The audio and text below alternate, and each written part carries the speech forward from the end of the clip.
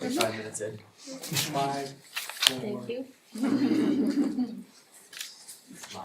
Hi, we are now starting. Welcome, everyone. Welcome, Mayor. Kinda. Okay, welcome. Before we start this meeting, could I have approval of the minutes if there are no changes or anything like that for the minutes of April 16th, 2024?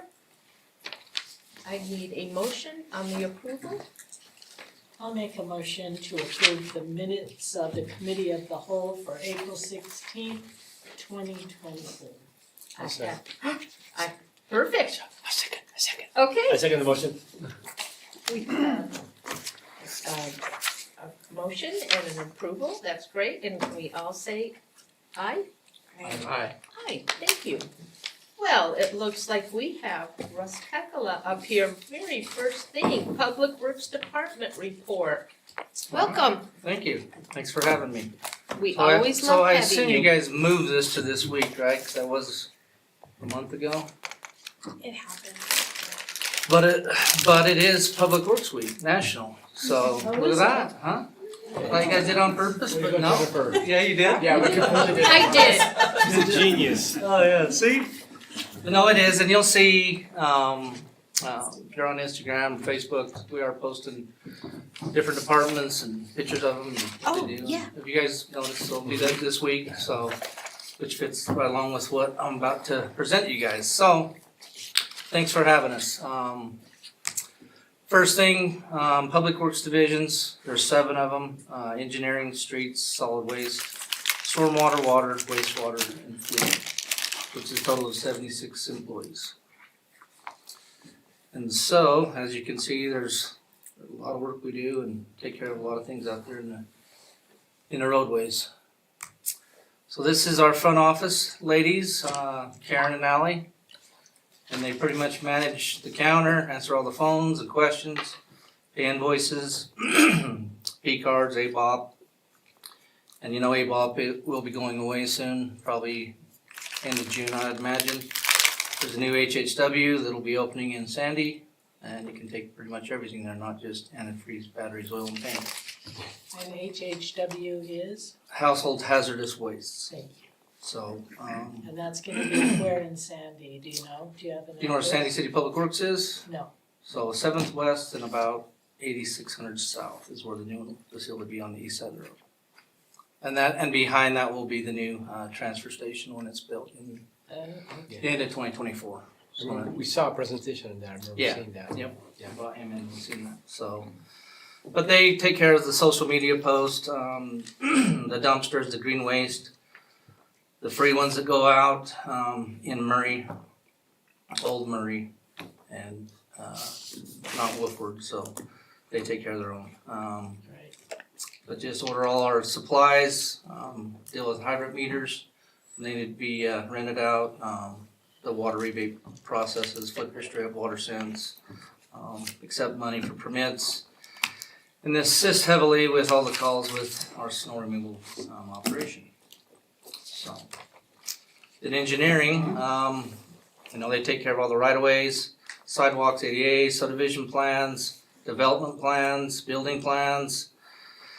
They got their eyes on all them, the flooding plan monitoring, which is the river and where it comes out, and they've been doing a lot of work this last couple of years in correcting what has changed with the rivers.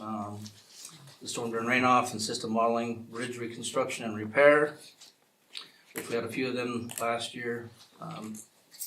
What was that, Commerce, Third West, and Big Cotton, when we finished that project last year. Land disturbance permits, traffic coordination with Salt Lake County and UDOT. We own part, but we have Salt Lake County, they actually do our maintenance on our signals, so our traffic signals. And then if it's UDOT road, UDOT takes care of that. But traffic counts and planning, which, when we're figuring out traffic counts for certain things that's requested out there, we make sure we look at that, all the traffic counts, and then plan what needs to happen after that. And roadway design, construction, pedestrian, bike, pedestrian safety and bike routes and bike safety, and they also assist us with snow removal, so. There's 7.5 in that particular Is that division. enough employees with all that? Sometimes not. There is one that's open right now, an engineer, one, have been unable to fill that in the last couple of years, so. Why? No interest, low pay, Does it pay? a lot of these kids that are graduating, 6 months before that, they're in some program, and then they ended up going into that company that they're working for a lot of times, so. So maybe we need to look at that too, bringing in, a guy on for, while he's in school and then seeing what it turns into, so. And we got streets, lots of roadway maintenance, crack sealing, patching, milling, overlays, roadway construction, so complete tear outs and redoing the entire roadway, which is paving, curb and gutter, sidewalks, repair and replacement. They do the street patching, pothole repairs, signs and striping, we do all that in-house.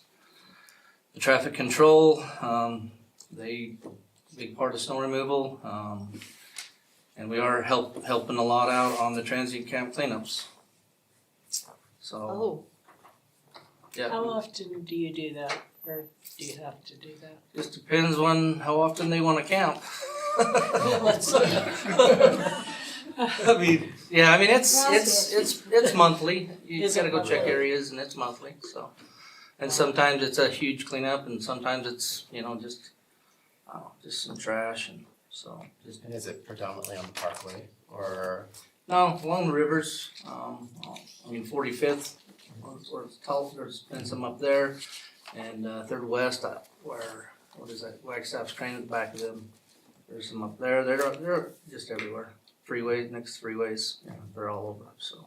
I thought the police did that, but you guys do it. We assist, so that they, police officers they'll put a warning or on a tree or whatever, like eviction notice basically, that's gotta go for 24 hours and then we can evict and then remove all the stuff that they don't remove that they leave behind, so, which they leave a lot, so.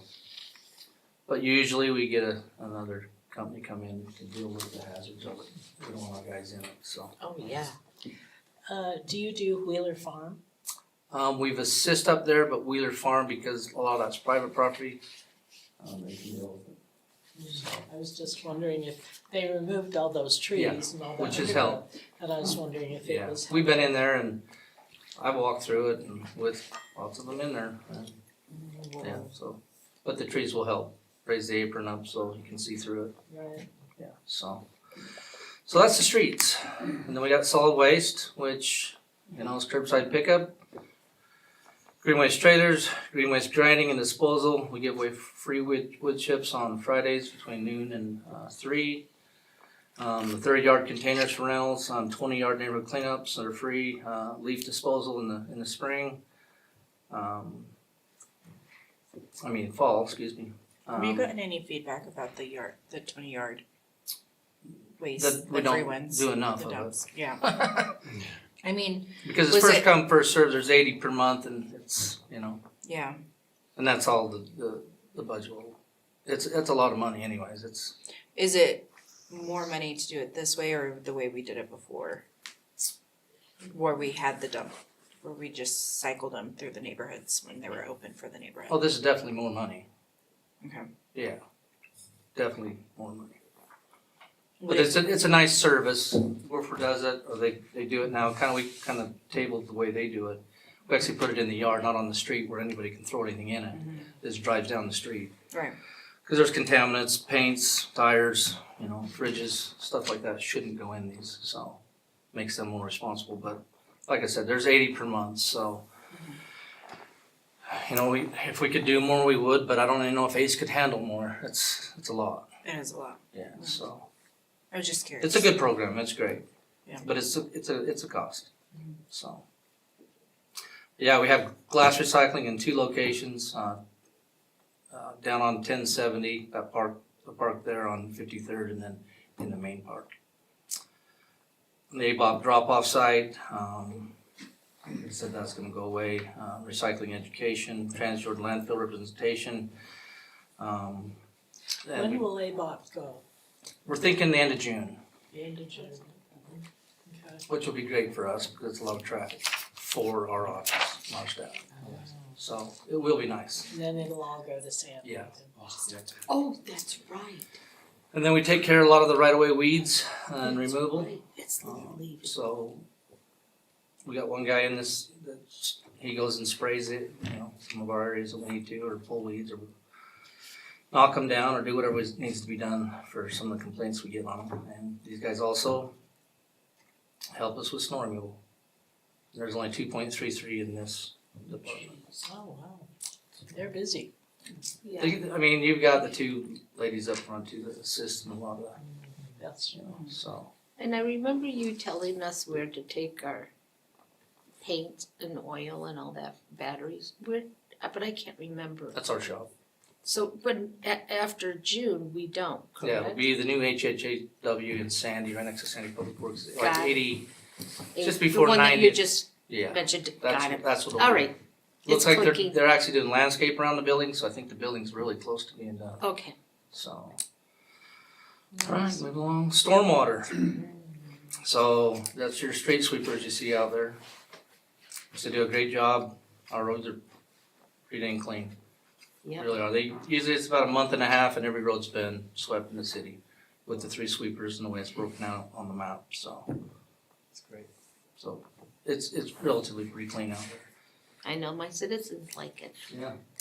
The road should be good. yeah. Storm drain maintenance, so they repairs, replacement, and cleaning, so with back truck. Pre and post-construction site compliance. We just added some duties to this position. There's 2 guys in this position and it will be inspecting the SSOD site.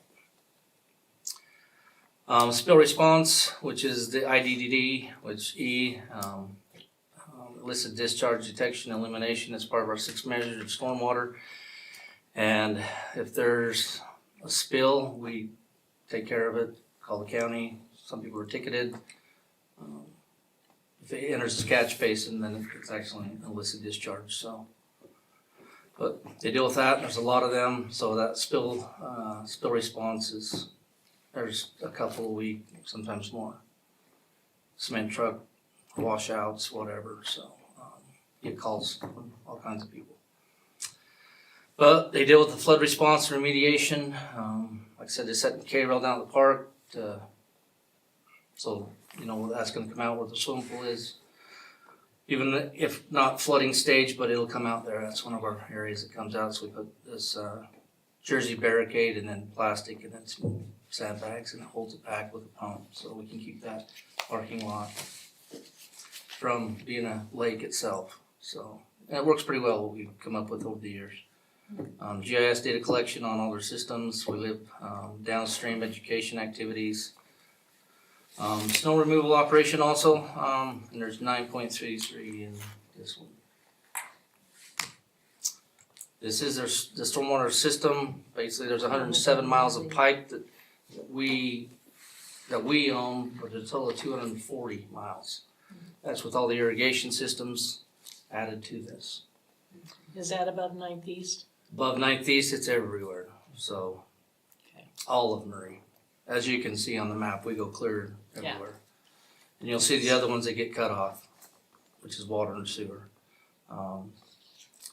Like 20 miles of it's just Tanner Ditch alone, which is an active ditch, which is the bigger one. There's the Brown, there's GHPRW, and a few others to not mention all the names, but yeah, there's 4,100 structures and 106 water features that has to be inventoried and inspected. So How do you keep track? with that GIS system I just showed you, Oh, Yeah. still, it looks and confusing. we have a work order system also that we know what we've done and what we haven't. So. It's a lot. And water, you guys all love that. You're probably drinking it right here, right? Unless you brought it from somewhere else. But no, water production and delivery, huge system, water quality testing, water conservation programs are over. the water rights protection, which GL loves. Backflow requirements and enforcement, which that's getting going pretty well now. Water line maintenance and repair and replace. We do contract some of that out, but a lot of it's in-house because we can save a lot of money when we use our own people to do this, so. Save thousands of dollars when we do it ourselves, so. Metering, water metering and reading, customer service and education. And these guys also help us with all the snow removal, so. Everybody does, so, and there's 22 and a half in this department. And their water system is consisted of 194 miles of pipe, 10,000 water meters, 1,400 fire hydrants, 19 wells, and 8 springs. And you can see where it stops, but it goes up the upper system with that little blue line on the bottom there. So that goes clear up to McGee Springs. So that's all of our pipe that gets down into the system. So those little bit that like goes across 9th East, Yeah. are there any situations where we extend those? There, Well, yeah, there has been opportunities, but I think the cost is overwhelming and the maintenance that we'd have to do and the infrastructure we'd have to replace wouldn't be worth owning it. Okay. So. Okay. It's been looked at a few times. So It really didn't pencil out. makes sense. What's the difference between the two colors of blue? 2 colors of blue, I'm colored now. There's a light. One's probably main and one's just smaller service lines. Help me out down there. Dark blues, city-owned, light blues, private. There you go. Oh. Interesting. So you don't do maintenance on the private then? No. No. Nope, just ours. They'd love us to, but Okay, yes. So moving on with wastewater, wastewater collection and delivery. They deliver it to Central Valley.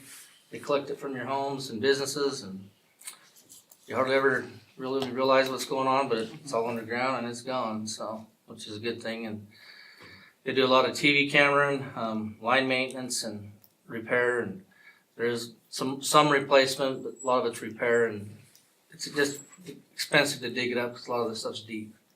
So we line pipes if we can instead of digging up the road. But they do the lateral line inspections for homeowners and businesses with our cameras. And then Central Valley, that's huge for us, huge cost for us because that's where it all goes. And they also assist with snow removal operations. Explain what you do for, did you say you do, like you view for residents or? Well, they can kind of go through and try to figure out where your lateral comes in from your house to Okay. help you locate that. Yeah. That lateral is yours. Yeah. When they fell or something, we're gonna purchase another camera that can pull up and then raise up and kind of shoot down and look at that pipe and see how it is. Okay. Just another expense, but it's in the budget to purchase this. That was in your newsletter. You talked Yeah. about that, and that we should have like insurance, our house insurance cover the part that that Merced City doesn't cover. Right. So from the meter in is ours? From the line, Right. there's no meter on this, from the line to your house, from our main line in the road, it's all yours. So, So if it fails, you have to replace that, we don't. Wow, And it's, that can be expensive. 10, and that's why 15, you 40 you put it on thousand. insurance. So, 10, 15, 40. depends on what it is. I'm They're done. really close to each other. I've seen some bids up to, 40,000 to go out into the road, cut the road, get a permit from the city, Makes sense. and then they gotta patch it back. And then you've inspect. said, please don't do something until you've come out and looked at it to connect it with, after the work is done in their house. If the line Yeah, is- we need to inspect that. Yes, The sewer, the water, they both wanna come out and inspect what's going on. I remember reading that just a few days That's ago. a part of Yeah. the permitting process, I'm assuming, Yes, yeah. yeah, so we wanna put eyes on it, make sure it goes in right. Right. Protect you guys mainly, but Yeah. so it doesn't fail again, so. Alright, moving on, they have 136 miles of pipe. 9,600 service connections out there, 3 lift stations. You guys understand what a lift station is? The pipe's down here and the other pipe's up here. So it lifts it up and pumps it to this one so it can flow. Wow. There's 3 of them in the city. So let me ask you a question. I live next to the river, so it means I'm probably at the low end, right? So is there Depends where you're at next to the river. next to the river? Like Where? what's south? 54th, 53, There is a lift station there at 54 and 1070. yeah, A That's little what that is, trail that is, that little- little thing. That's a lift station. that's a lift station. Yes. So if power goes out, does it have a blocker so it doesn't run back into my house, or how do you We have backup power. backup power? And Yeah. if backup power goes out, Then you're gonna have a problem. And then the city will have a problem.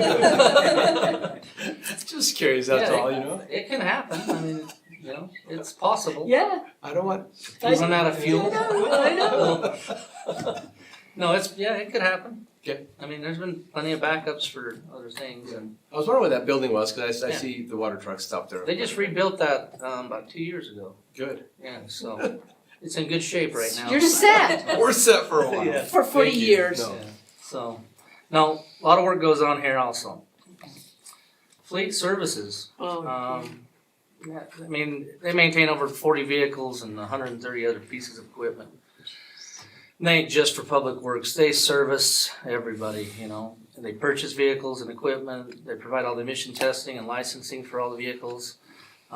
Snow removal operations and repair for all departments, no matter if it's a snow blower or, a 10-wheel dump truck, they're in there working on it when it needs something done to it. We have a fuel station down there, so in cooperation with the state of Utah, and manage our fuel storage and pumping system. So, and that's for the entire city, anyone that drives a city vehicle. So, and it's 5 employees here, so. is that even enough? Yeah, it doesn't seem like. Well, we had 4, I just moved it, we hired another mechanic last year, and it's really, really helped out. It's a lot better than it was, for sure. And you take care of the parks stuff too? Parks, power, police, lots of the fire engines we really don't work on, but everything else they have, we work on. All of our equipment at Public Works, so if you guys have a car here for council, I don't know if you guys do, no. But any cars that are parked out here that have a Murray logo on it, they service them. I'm gonna put a licensing. Murray logo on mine. Park it over I'll there. give you one. And I'll drive it. You just get no benefit out of it. please. And it's red, it's not white. Or maroon, whatever. We like white. Okay. So, but no, sometimes these guys go unnoticed, but Yeah. I mean, you can see the fleet of cars. These are brand new cop cars that just showed up. And there's actually more that showed up after that, so it's. Yes, when I was driving to Lowe's, I thought, oh, we have a dealership. Yeah, that's There what were it looks like. so many. And to tear everything out of the old car and put it into the new car, If it fits.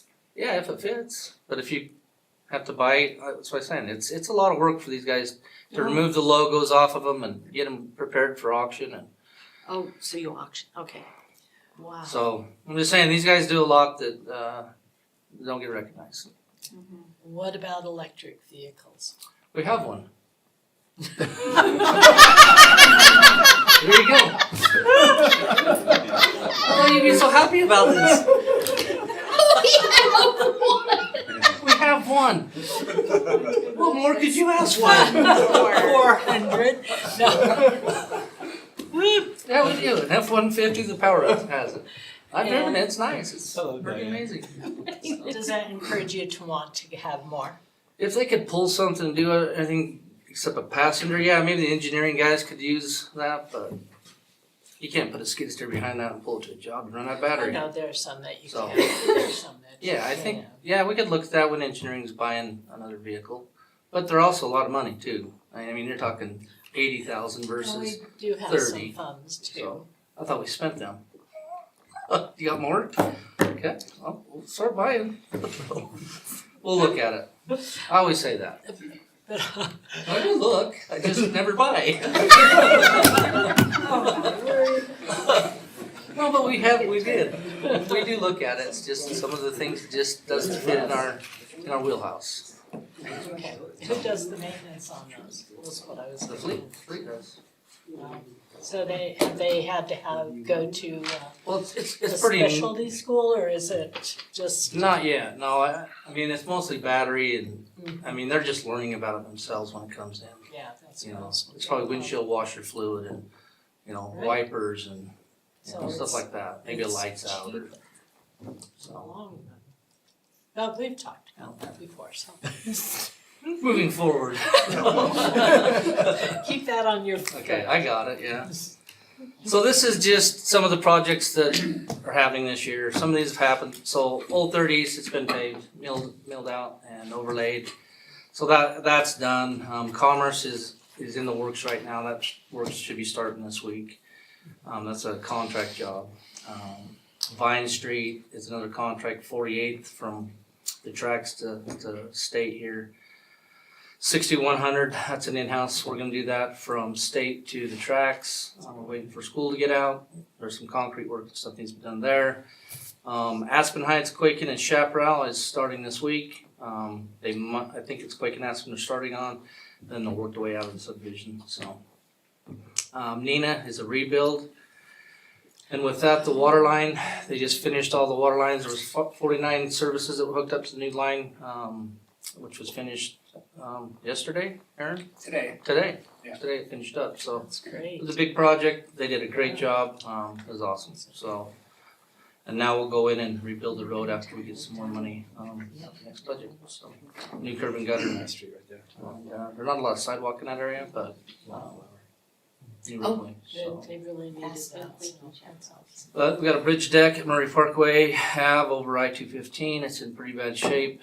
So engineers working that out with the contractor to redo that bridge deck. So, water project, Sagebridge Drive, Nina Way, and that's just completed. They've got the Reservoir 4, which is up that upper system I've shown you. There's some concrete work, and they need to do a new liner on the outside of that to protect the concrete, which is, it's a costly project. Fifth West Crossover Project, that's north of 45th, 500 South, and then after that we can overlay that. So a lot of these overlay projects, we need a water line done first before we can go to them, so we're gonna work together and just try to get everything set up so water lines done us, and then the road's good. Not us, it's all of us. Streets going in, redo the road, and then brand new stuff, so, and we'll have water breaks and so. But they got the AMI coming, which is all new meter reading system. So it's automatic metering. The power's doing it, and our water, they're both hooking on it. We're kind of behind schedule right now, but things are getting worked out, so that should be coming online here. And then the lead copper rule, they're working on that. So maybe you've seen them out, they're sucking down next to your meter and seeing if you have a galvanized line or copper or a lead gooseneck, and trying to figure out the system, because we have to, them all have to be changed out to either copper or a poly line. So they're doing inventory now, and then we gotta put in a plan to have everything changed out in the city that is not copper. So do we have much lead? Quite a bit, yeah. Lead goosenecks, they're goosenecks that come off the main and hook up and to galvanize, or might even be copper to the meter, and from the meter to the house, it's usually gonna be galvanized, the older stuff, which they fail frequently, especially, 30, 40-year-old pipes, so that's part of this, the lead and copper rule revision, so. You have 2 minutes. Okay, I'm hurrying. This is it. Wastewater projects is Mercantile Town Homes, the Ridges at Murray and Trip Lane. So these are all new sewer systems, which has been being inspected or going in, so. Stormwater projects, Commerce Drain Line is complete, and they're gonna start on 5750 south of Nina Drive drain line, so, and that's it. Thanks. Thank you. Excellent. Is there anybody that you would like to, that you brought with you, that you want to introduce, or no? Oh, did I bring anybody? Yeah. No, you don't have? Yes. There's Ben Ford, wastewater, Bedford, thank and you. Aaron Frisk. Aaron, Chris, thank you. And I Thank you. think that's it. Trey's buried, he couldn't get out of his office, so I'll unplug, but no, thanks. Thank you. Yeah. That's right. Russ, you have my street up there wrong. This is Wildflower Drive and it's Wildflower Lane. Okay. Just curious. If I like drive instead of lane. New York's, no, I don't know. Maybe we should change the name of it. It is a long name, you know, this is called a Happy Street. That's Happy Street. Wildflower, okay, that's where you're at. Alright. Yeah, Wildflower. Okay, we are now on to discussion on an ordinance relating to the land use amends the zoning map from R18 single family low density to R16 single family low medium density for the properties located at 5991 and 6001 South Bellevue Avenue, Murray City. Zachary Small is presenting, 20 minutes. Yeah. Thank you. Hopefully I won't take 20 minutes, but this is a zone map amendment. Paul Dodge is requesting to amend his property from R18 to R16. He would like to flag lot both of those properties. So it would result in 2 additional homes for a total of 4. The 2 existing plus 2 potential new ones. The reason why he can't do a flag lot in the R18 is the lot width requirements. I believe you have to have about 80 feet wide lot widths, and he doesn't quite meet that. He's just a little too narrow on that. So he's come in and requested to do an R16. Part of the reason why staff is supporting this, and I believe the planning commission ultimately forwarded a recommendation of approval, is about 30% of the homes in this area already are less than 8,000 square feet. So that's why staff felt that we could support this. So that's really the nuts and bolts of it. Yeah. Happy to answer any questions you might have. So let me take your last statement. Yeah. Say it differently. You said what percentage it was already below 8,000? 30. 30. So 70% of the homes are larger than what is being At or larger, at or larger Yeah. than 6,000 square feet or 8,000 square feet? 8,000. 8,000 square feet. And a lot of that was due to these long and narrow lots, which support that kind of infill development. And this is contiguous, it's already within the neighborhood, right? We're not talking about something that's, I'm looking at the maps here that you have on there. So it would stand out. So there were a lot of, The fact that these lots are smaller in this neighborhood here.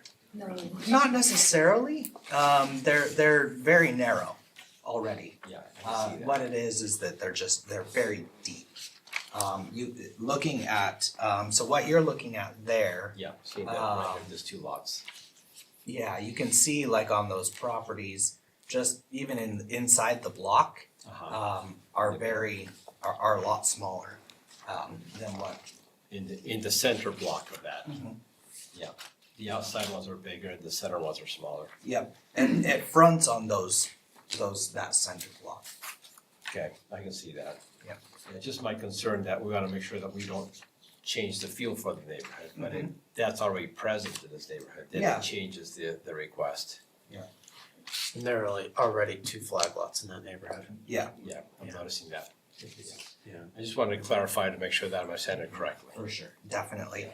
A couple properties nearby actually received a variance in the 90s to split their lot less than 8,000 square feet as well. They were at 7,500.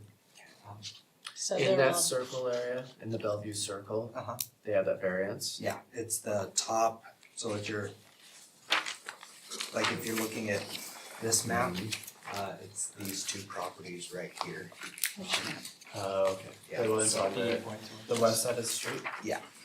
Over these two right here. So there were a lot of negative comments. There and were. It looked like the neighborhood is not very supportive of it. No, Let's see, there were quite a bit of comments on this one. yeah. I think there was there's a couple things going on, I think if I'm gonna summarize some of the comments. One, there was a miscommunication, to the residents. I don't know who made it, but somebody had said that he was gonna be putting townhomes on those lots. That's not possible. Oh, And then there's also some negativity towards Paul Dodge as a person through a lot of those comments. When we write up minutes, we have to be very careful that we're being objective as possible. So we try to omit negative attacks Right. on people. But that's really kind of what a lot of that summarized as. yeah, I just don't see a lot of positive I've heard a lot of or a lot of citizens support. from it already. Is this your district? Yeah. Yeah. Their concern is it's gonna set a precedent that you could do more R16 within the zone, within the area. And they're concerned that it's gonna change the dynamics of the neighborhood. Cause there's other lots on there that are half-acre lots. And they're concerned about the half-acre lots being rezoned in the future to R16. And I think the idea, the label of medium single family, medium density single family has been in some cases translated to medium density. They're equating an R115 with an R16, even though they're different. Yeah, they're very different zones and I get that as well. Yeah.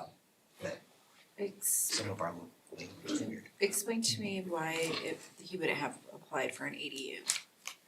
So he wants to sell them. Oh, And if you have an ADU, You the can't owner has to live in one of the units. okay.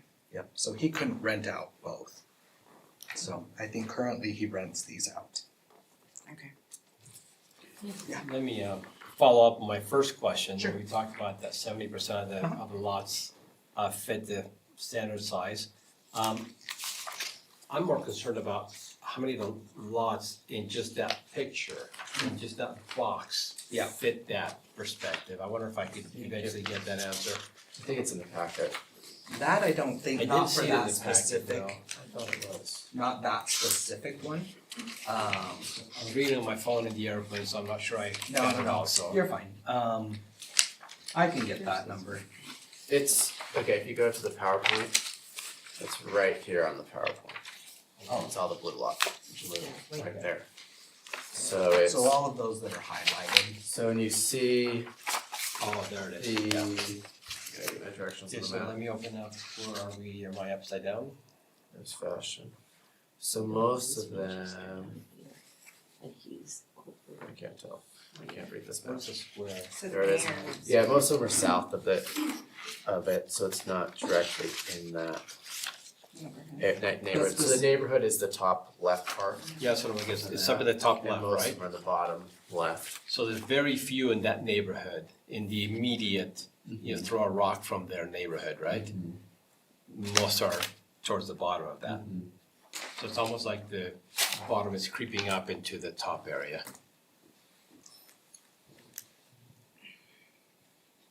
Okay. I have another question. Yeah. I mean, for you guys, is this a recommendation because of more housing and meeting some of that I mean, we requirements definitely, from the state? yeah, we definitely encourage, additional housing in the area. If you remember this past legislative session, they talked about smaller lots, and encouraging those smaller lots. And there's not a lot we can do as a city, that's largely subdivided, right? I will never say a city is built out because a city is never built out. There's always lots of room for redevelopment and redoing things. So this is an opportunity for us to show the state that we are providing ways of more single-family homes as opposed to large apartment complexes as well, right? So this, this is us saying we're allowing smaller infill projects as opposed to, and we still are allowing apartment complexes as well. But this shows that we're trying to get all aspects of housing in the city, so. I have a bunch of questions. Ask Is us. everybody, Yeah. cause I'm good. I just have one, it's not a Go for it, question. jump right, cause I've got a lot of people that Yeah, talk to me and about this. it's, I just feel this is his property. He's trying to better the community because these houses are not. Sure. Bad. They're not bad, but Sure. he owns them and that's what, he's trying to do something that could impact the prices of the houses around them instead of having those homes there now. Mhm. That could raise their value of their houses up. Thank you. And all my questions were answered by Phil with the phone call. Awesome. And I have no problem with it. So there's a private lane 450. Mhm. Explain to me the decision apparently the council made that we can't add to a driveway onto a parking lot. 100%. So yeah, the city, I believe in 2007, do you remember? I don't remember the year, but Yeah, I think it was 2007. It was a little bit before my time. We were getting inundated from a lot of private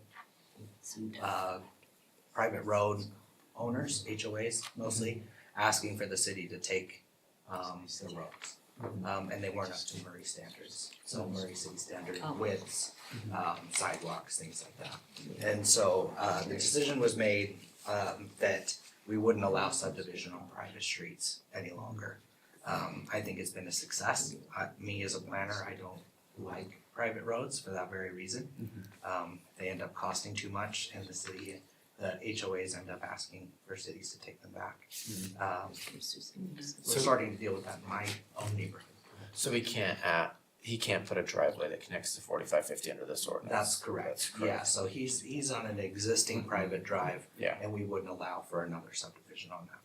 I say 4550, 450, No, I You know what you're talking about, okay. Now, with the redevelopment, is there a requirement, cause some of the consistent comments that I've heard, I can't remember if it's in the minutes, is upkeep of the property has been an issue. Mhm. Is it required that he re-landscapes as part of that? Is that part of the code, or is that just gonna be a zoning ordinance enforcement later on? That would be zoning enforcement, but I So- anticipate if he ends up selling, that's gonna be in somebody else's hands. So even with the bill, there's not a requirement for him to landscape it? No, there's not a requirement for him to have landscaping. The state has imposed what we can and cannot require, on single family and two family dwellings, as far as landscaping. Are we gonna add sidewalks to that? I don't believe there's any intention to add sidewalks at this time. Cause some citizens don't want sidewalks. Yeah, most do not. And I don't think at this time there's any. If it's on any priority list, it's so far down that it's not gonna come up in. So he's not gonna have like 3 blocks on his and the rest of the neighborhood's not? No, we would not require that. Okay. There's a couple things that also came in from departments. Wastewater says there's gonna be a sewer modification. Whose cost is that? Is that gonna be the city's cost or the developer who I has to modify that? believe it would be the developer. Wastewater's right there. It'd be the I'm just developer. kidding. Yeah. No, it would be the developer. So one of these things, we typically, You would have to pay it back. when you look at these department reviews, we largely take them exactly as they send them to us. Sometimes we do need to edit them, and I think this was a case where we needed to edit that out. It's not necessary. It's Okay. more informative for the applicant, not necessarily the council and the planning commission. Okay. Alright.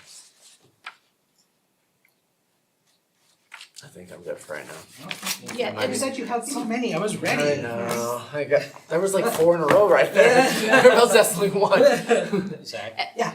Oh, go ahead, yeah. And the sidewalks, I asked Phil about that, and that's typical because in my district, I have that off of Winchester off of Jefferson. There's no sidewalks in that area, and it's because of, and across the street from me, there's no sidewalks.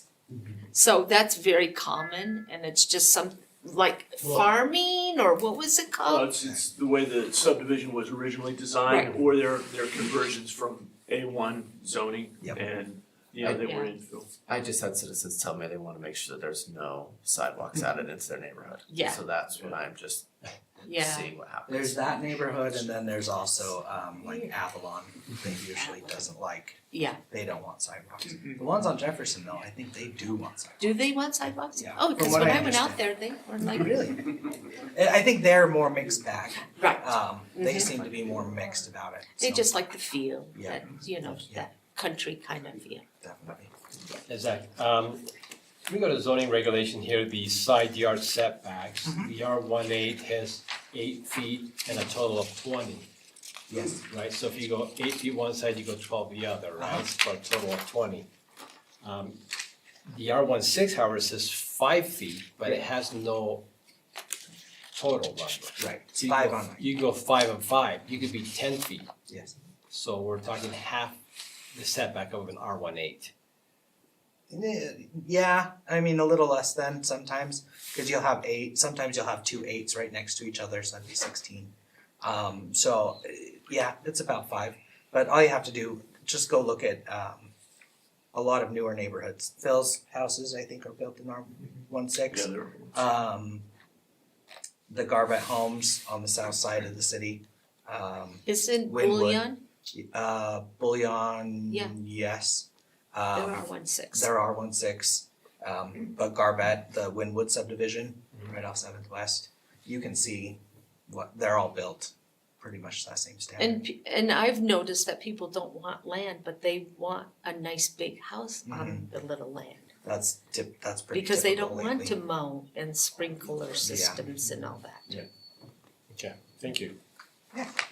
What's the minimum lot size to, if somebody else was gonna do this in the neighborhood?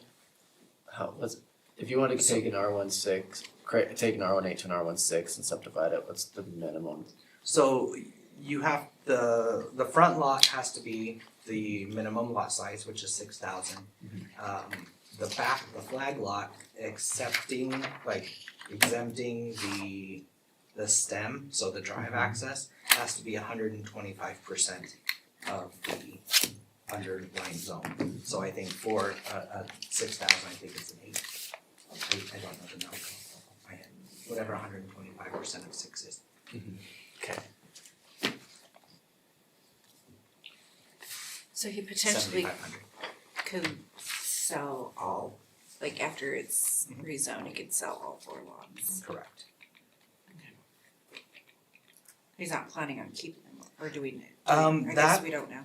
That I have not asked him what his intention is on that one. I would anticipate that I think he's wanting to sell them. Okay. I think originally they were wanting to sell them, as is. But they were getting a lot of questions from developers about, that they wanted to do more than what he's asking. So essentially, we can rezone this and he can sell the lots. And one buyer can buy all 4 lots. In theory, And yeah. then they could come back and ask for a rezone too.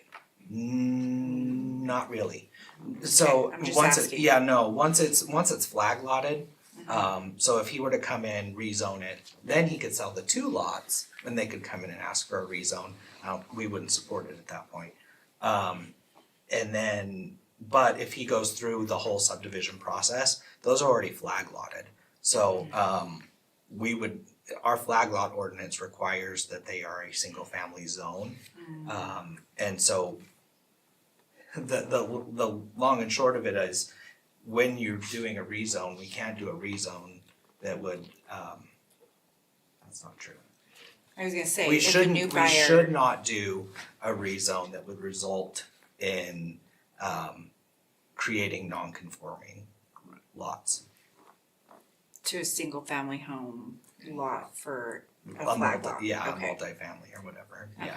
Okay. Because we don't have a smaller single-family zone than the R16 currently. Okay. Theoretically, in R16, you could still have 4,000 square foot home. Easily. So, cause some of the concerns were smaller lot means smaller house, and that's not necessarily guaranteeing a smaller lot. Go look at Wynwood. Right, They're that's big exactly. houses, yeah. Yeah. And I don't think this has a really high water table in this area, so they could probably have basements. So yeah, you could probably get a pretty big house out of it. Questions? Any other questions? No, Cool, I'm good. okay. Alright, so Thank we you. have no other questions and we have no other business. I will, do you have anything? Okay, we will adjourn this meeting and our next meeting starts at 5:30 in the council room for the RDA meeting at 5:30. So we'll see you there.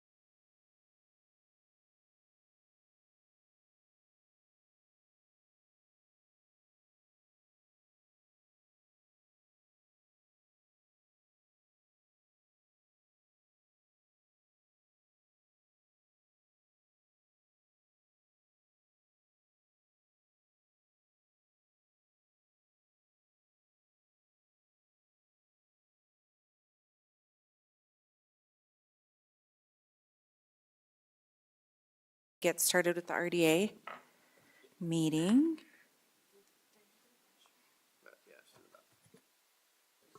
Okay. All right. Thank you so much, everyone. We're going to go ahead and entertain a motion for the approval of the minutes for April 16th. I make a motion to approve the minutes for April 16th, 2024. Okay, Pam, and a second, please. I'll second. All right, thank you, Adam. Brooke? I can't see, is Ms. Oh. Turner, okay, Mr. Hawk. Aye. Mr. Pickett, Aye. Ms. Cotter, Aye. Ms. Dominguez. Aye. All right. We'll go ahead and that is passed, so we'll go ahead and move on. Ms. Turner has returned to the dais. Okay, let's go ahead and move on to item number 2 for citizen comments. You're welcome to come up to the podium and give your information, fill out a comment form with Patty in the back over there, and you have 3 minutes. Do we have any citizen comments on it? Okay, go ahead, Zach. Yeah, we received an email yesterday. I apologize, I don't have the exact time. From Margaret Paul, Vice President of Historic Murray First Foundation. She says, good evening. I am writing to encourage you to prioritize improvements along the 4800 South frontage vacant property for your first phase. Historic Murray First Foundation is seeking a developer who wants to and can afford to restore the historic buildings along State Street. Construction along the 4800 South frontage will draw attention and new businesses to our downtown and allow for incremental absorption. As you are well aware, there are so many units nearby already approved but not occupied. I hope you take this suggestion seriously and proceed without controversy first. Thank you for your consideration, Margaret Paul. Perfect. Zach, can you also email that to the RDA board? Thank you. All right, anyone else? Okay, seeing that nobody else has a citizen comment, we'll go ahead and move on. I'll close the citizen comment. We'll move on to item number 3, discussion items and review of Central Business District Site Project Area, discussion on history, potential projects, and priorities for the project area. And your eyes are not deceiving you. You don't have an old Elvon in front of you. Didn't we have this discussion earlier today? Yes, he is currently on his way, hopefully not here anymore. He just flew into the airport I just a couldn't few tell the minutes ago. difference. He's not gonna make it. We've told him to just go home instead of trying to make it here. He'll barely make any of the meetings, so. I would love to give you a bit of a recap first on the Central Business District and the urban renewal area, just a summary of the history of it, just briefly. The project was established in 1979. 1983, the tax increment was triggered and set to go for 32 years. That would have been 2014.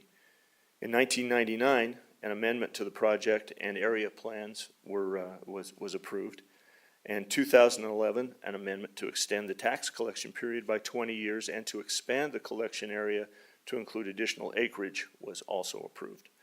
In 2016, amendment of the collection area to include additional acreage or enlargement was also updated. And in 2034, the tax increment collection period will expire. So we have 10 years, a little less than 10 years in order to use this tax increment. When the district was formed, I don't really want to go through every one of these objectives. You have them in your minutes. But as you can see, the highlight would be that it is, the overall improvement of the district. We've been trying to do something with this district since 1979, as we stated. And frankly, there have been some hits and misses, but it's not been a concerted, organized, well thought out effort, in my opinion. Some of the highlights, the key things that they wanted to do allow for mixed-use development containing commercial, residential, retail, civic, and office uses. Provide public or private recreation areas or other public grounds. State Street should be enhanced and existing uses should be cleaned up and beautified. State Street north of 4800 South should be redeveloped as part of the historic downtown mixed-use neighborhood. Also provide diverse housing choices for a variety of needs and income levels. Provide funds for parking structures, funds for new, moderate, and low-income housing, funds to encourage development of vacant and underused parcels, funds for higher density mixed-use development to encourage a higher volume of extended hour human activity resulting in safer neighborhoods and communities, and to increase the connectivity, walkability, and access within the area by providing funds for sidewalks, walking bridge facilities, and connector roads. So you can see these are all things we've talked about. And frankly, we really believe it's time we need to start acting on these instead of continuing to talk about it. We've got 10 years, and that seems like a very long time, but it really isn't when you're dealing with development and redevelopment and the process that you're going to have to go through with public hearings, with development agreements, and so forth. It's a huge job, and there's no time like the present to start this effort. Now, Elvon also put together a proposed project list based on discussion we had at the RDA Planning Commission, at the RDA Planning meeting.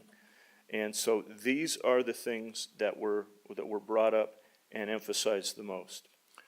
To enter into a master development agreement with a developer to purchase and redevelop Block 1, to develop public space and amenities around Murray Mansion, the 4800 South pedestrian and road improvements, repair damaged gutter and sidewalks, and new asphalt.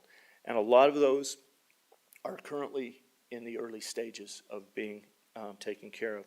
We are talking to developers. Hopefully by the end of the year, with your approval, we'll have a master development agreement with a preferred developer. That's to be seen, but it is moving forward. We are going to be asking for funds in the future to develop the public space and amenities around the mansion. That's the historic plaza that we've been talking about. We've got some very exciting news to share with you on that in the future. We have final renderings that have been provided to us, and the cost proposals are just being developed now. We will have a minimal cost to start the development. We'll have a mid-range cost to partially complete it, and we'll have a full completion cost of the plaza so that you'll be able to make those decisions and implement that portion. The widening of 4800 South and signal improvements. Now, a lot of these that I'm going to be talking about next are public works projects. Yes, Diane? I was just wondering, do you have any idea when we'll receive that information? On the plaza, the historic plaza, at our next meeting. Oh, Yes. okay. Yes, we're in the very final stages of the design contract that she is developing this concept. Awesome. It's very exciting. Yeah. And they've done a great job with audio, or with visuals. We have flyovers of taking you through the plaza, aerial views. It's beautiful. I think you'll really like it. You'll have a chance to tweak anything that you folks would like to see or not see or anything as well. Great, thank you. It's been a long time coming. Yes, we're excited.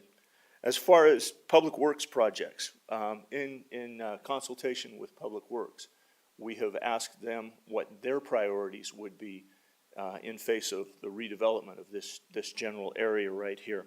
And that includes the widening of 4800 South and signal improvements at State Street, the development of structured parking. That's not really a public works project. That's one that I think we all need. We've talked about that, the need for parking structures. That will come as development plans are fleshed out. But utility connections from Hanover Street to Block 1 need to be enhanced. Utility projects for the old City Hall site need to be taken care of. We need to relocate sewer by the indoor soccer facility, have improved or expanded trail infrastructure to improve walkability throughout the area. That's a key that has always been, a key theme that has always been present. Running power lines underground on Box Elder Street, Fifth Avenue, and Fourth Avenue. The Power Department has expressed interest in doing that. They can do a lot of that work themselves, and it would greatly enhance the area to put those power lines underground. Also, the widening of Fifth Avenue between Poplar and State Street. And that would really come into play to improve access into this immediate area and also to the historic district. Improved street lighting on State Street, probably going to LED lights. And, you know, there's a possibility of, I know we have some historic lights, more historic looking lights around this facility, and that perhaps that can be expanded to a wider area to give a common feel for the area. Also, improved bicycle infrastructure in the project area. That has to happen as well. And we need to program our public spaces. So that includes the plaza out here at City Hall. That will include any historic plaza activity that we have when that is built over by the mansion. And there'll be other opportunities as well throughout this area. We envision this as a walkable downtown and experience. And so there will be a lot of opportunities to do things like that. And also to implement infrastructure improvements recommended by the 2024 Downtown Strategic Plan. And as you reviewed that a couple of weeks ago, I'm sure you noticed there were very specific recommendations, many of them similar to these with the walkability, the bicycle infrastructure, State Street, all of that. So what I'm here before you tonight to hear is, what do you think are the most important? You know, we need to try and focus our efforts on, I would say, 5 or 6 of these immediately. The others will always be a point of focus, but you know, I want to know how you folks feel about what you think is the most important.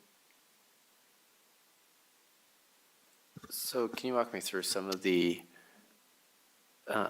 public works projects and how big of an issue they are? For example, the relocating the sewer by the indoor soccer facility. Is this like, we've got to do it, or? I believe it runs under the building. Okay. Yeah. For that to be redeveloped, that would have to be moved outside the footprint of the building. Yeah. Okay. But that particular site is very problematic. There's a high level of contamination on that site.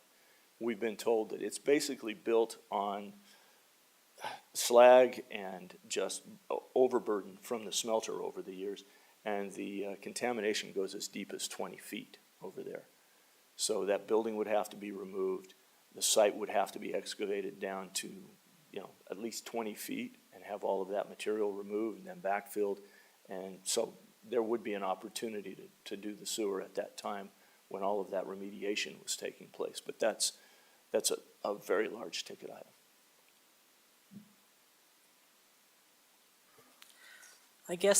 I think a parking structure is very important. Right. We don't have parking in the downtown. If we expect Correct. people to come and appreciate all that we're planning on doing, we need to have a place for them to park. Exactly. You know, we're going to have a parking structure at the old City Hall site. That's incorporated into their design, but that services only that area. Right. So as we have more development around Block 1 and in this Box Elder area, we'll be able to identify the optimal place to have those parking structures. And, you know, there are different kinds of parking structures.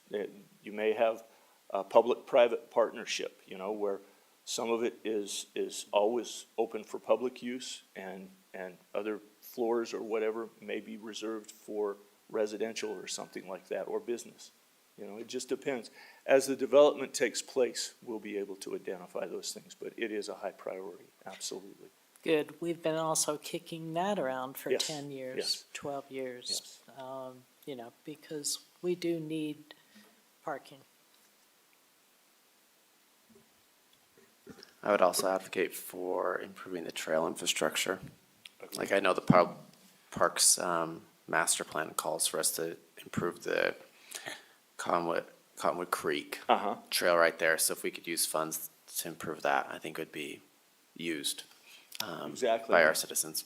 There's a good opportunity in here to work toward that with bicycle, dedicated bicycle areas, lanes, walkability. Yeah, it really lends itself. And with the redevelopment, that's the great opportunity we have with redeveloping, is that we can create space for those things in the redevelopment. We're not going in after the fact and saying, gee, it would have been nice to have a trail right here. I wish that wall wasn't there. Why did we put that building there? We have to think of those things during this process. Right, and with that goes open space, Yes, so that's also. yes, absolutely. Connect all of those. So one of the things is leveraging the funding, right? We can use grants for the Brownsville's grants to help with cleanup and mitigation, or are we limited on that? Well, the Brownsville grant that we just received, I need to dive a little bit deeper into that, but I believe that is strictly for study and analysis of properties within this area, okay? Right. They mentioned a couple of specific properties, and I don't know if we can also use that in a broader area, where we can look to see how prevalent the contamination is in other areas as well. And we can do phased studies, like a phase 2 study, just to understand what it will specifically entail in order to clean up those projects. We don't have enough money in that Brownsville Right. grant to clean up these properties. Well, and we don't have enough money even to do it ourselves. Correct. So I want to make that a priority to figure out how and who would come into this area and how we can support them, or, because we're going to have to support whatever business comes in. Right, before any That's redevelopment can happen, it has to be safe, and it Yeah. has to be certified, and so that will have to happen in these So that's areas. one of my priorities. The other one is allocating funds for facades or improvements of buildings, or even a historical homes.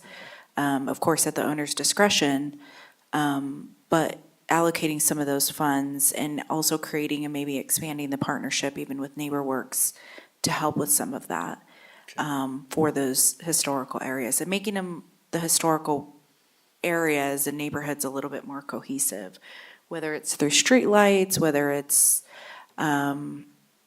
other, I know we already have the signage already in those areas, in those neighborhoods, but maybe just a little bit more of an improvement between the walkability, even down 4800 South and through Atwood. And We did make a priority with NeighborWorks this spring in Okay. telling them that we wanted a higher focus on the housing rehabilitation, Good. rather than just the down payment assistance or,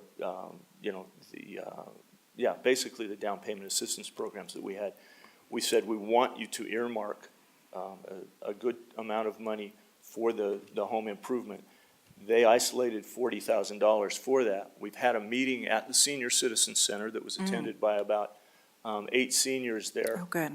that were looking into applying for the loans. In fact, it's not really a loan, it's a grant Yeah. that will improve their homes. And they had the program explained to them. So that will be a focus going forward. This neighborhood to the north of us here, there's a lot of opportunity to improve those Yeah. houses Yeah.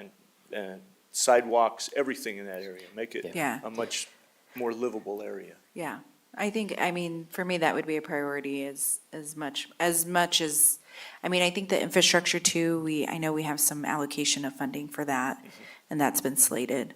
So I want to make sure. Yeah, we have safer yeah. sidewalk money and Yeah. things like that. That's the engineering department administers. So I that. think my next question would be is, where are we leveraging the money? How much money can we use? What can we do, right, as a city to be able to provide these services, whether it's a parking lot, whether it's improving? And we'll have to look Yeah. into that. Okay. I have to be honest with you, I'm not familiar with, bundling grants and doing all of that. So that's something that we can look into. But the Yeah. thing to be aware of is anytime you're using federal dollars, there are a lot of strings involved. There's Right. a lot of accounting procedures. It's not, they don't just hand you the money. Right, and I'm not, I guess, and I understand the hesitation from administration, but I think for me, we're gonna look down the line and we're asking citizens for their tax money. And if we're not leveraging those dollars, why are we asking more money from our citizens? I mean, I think we really need to realistically start stepping into some of those federal grants and some of those federal dollars to be able to do some of these things.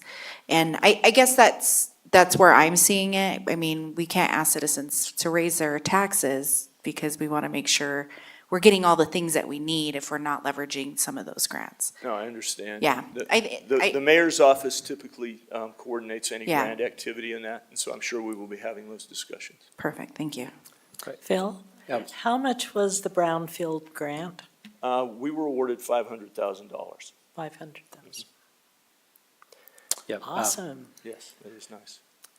Phil, I just, on behalf of my constituents, most of these projects are in my district. And we're grateful to see the ball rolling and moving and excited of what's coming down. Regarding federal funds, state, county, I hope we can find a fine balance where we can retain autonomy and do what we can and not be tied into too much of these strings that come with some of these projects. There's a fine balance somewhere where we take the funds and use them, and where we take too much and now we're tied in what we do. And as I said, the mayor's office, there's a reason they coordinate these activities and that and give approval to pursue certain grants and so forth. Because, yeah, it's a complicated web that you really have to make sure you're aware of everything. But there are some great opportunities out there. We have to find them, and we have to make sure they're a good fit for Murray City. I'm wondering if it would be helpful if, given this list of options, if maybe we took the time, not right now, but at another meeting or independently, and did our priority list. I think that would be a great idea. I would love to see that from each of you. If you could rank 1 through 5, and, we'll end up with more than 5, which is great. But that will give us an idea of where we need to focus, and also the other departments too, that we need to start emphasizing that there's support for this. Right. We need to start doing some engineering analysis and looking at what it would take, some cost analysis in that. And yeah, keep the ball rolling, basically. So I would love that. If you could do that, just give them to Jennifer, and she'll forward those on to us, and that would be outstanding. Okay. We would then have some specific information that we could I would love that. provide. So, and I think that's what you're looking for. Yes, it really is, yeah. We want to make sure that we're focusing on what you folks find important. That's why we're asking. So we're trying to give you enough background information on what has been done to date, and our discussions with other departments, what their priorities would be, what their willingness would be, what's possible from their budgets and their manpower standpoints. And that's what you have in front of you right now. Right. Could you also provide funding? I mean, how much it would cost for each of these things? Once we get the list, we can look at Okay. that and try to do that. I don't know for sure. Like parking structures, I couldn't give you a I number. know, that's very. Too many variables involved there. Right. But if we had some idea of the cost. But sure, then yeah, for the infrastructure projects and that that's shouldn't gonna be impact, difficult to right. come up with. Yeah. Okay. We could do in lieu of parking. I'm just saying, throwing that out there again. Sure, yeah. Just real quick, I also want to mention, because I can't hold my tongue. This is probably the most, I know that the RDA is focused on the CBD a lot in the past few years, but this is going to be, I think, this is going to be CBD's year. We're moving rapidly on the form-based code stuff. We already have a kickoff meeting scheduled next week. And, you're gonna see them at Committee of the Whole in 2 weeks. So it's gonna be going. So this is gonna be ever present, I think, in your mind for the next 6 months as we move forward. So buckle up. We're It's gonna like have a whole fun. new world. It's a whole new world. It truly is, Yeah. because we've a lot always on just our been plates. poking along. and, Yeah, no more poking. Yeah. Yes. Well, and one of the requests that I had with doing this is to make sure we hit up all the RDA areas so we can prioritize.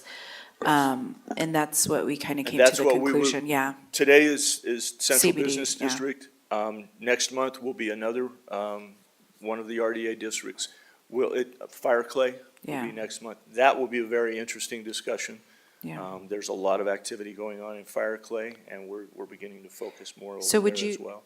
Sorry to, No, you're would you fine. say like in the next week that we kind of email Jennifer and give those priorities? Yes, that That would will be be best if helpful. you could. Give us Okay. enough time to really look at these and report back to you. Councilmember Dominguez, may I Yes. make a comment on Yes. behalf of Mayor Hills? Yeah, please. So, Mayor Hills asked, and I have had several conversations about these priorities with the staff over the last several months. And I know that it's Mayor Hill's priority, number one priority is to develop, and develop is a broad term. I'm not saying how to develop, but that we need to do something with Block 1. All these other a lot of these other issues that are on this list will be solved through some type of development. A lot of the utility, the infrastructure, the road widenings, all of these other issues, even a parking structure will be resolved through some type of development agreement. And we know in meeting with developers over the last several months that it's going to require substantial funds from the RDA to make this development successful. Nobody, no developer that we have talked to will do a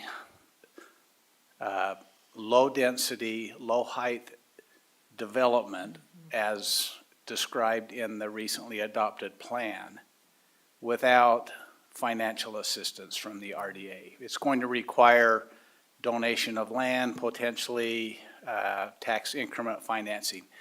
And so if you put that in a perspective and you start figuring where do you want to put the money, if you start doing all these smaller type projects, and I'm not saying they're not worthy projects, you're going to be taking away from the ability for the city to attract a developer to come into this project.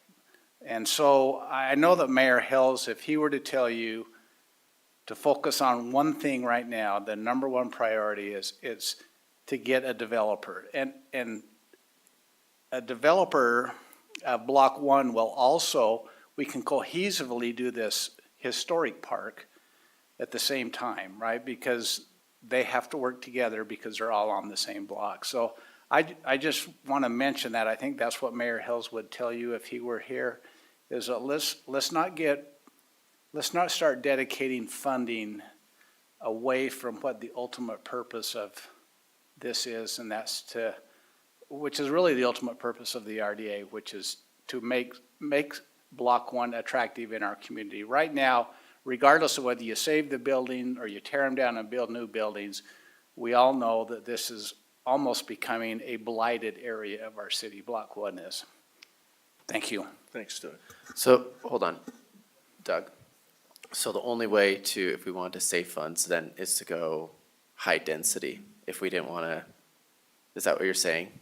Well, that's what we are hearing from developers. developers. If we're not going to, if you allow them to do a project that the market is going to dictate, it's going to require greater height, greater density, probably more residential than any other type of use on that property. And that's what the type of developer you will attract. If you want a development like Holiday City, which we often hear about all the time, which has very little residential, has lower height, lower density, structured parking, restaurants, office, smaller office, that type of development, then yes, it's going to require the RDA to have to give up something. And right now, the RDA has something to give up, right? We own the land. We, as Zach mentioned, we have the ability to start generating revenue over the next 10 years. So if tax increment financing is going to be part of that equation, then we have 10 years to do that. But the longer we wait, the more we do these ancillary type projects that don't contribute toward development, that ability for us to give something in the form of tax increments is going to go away.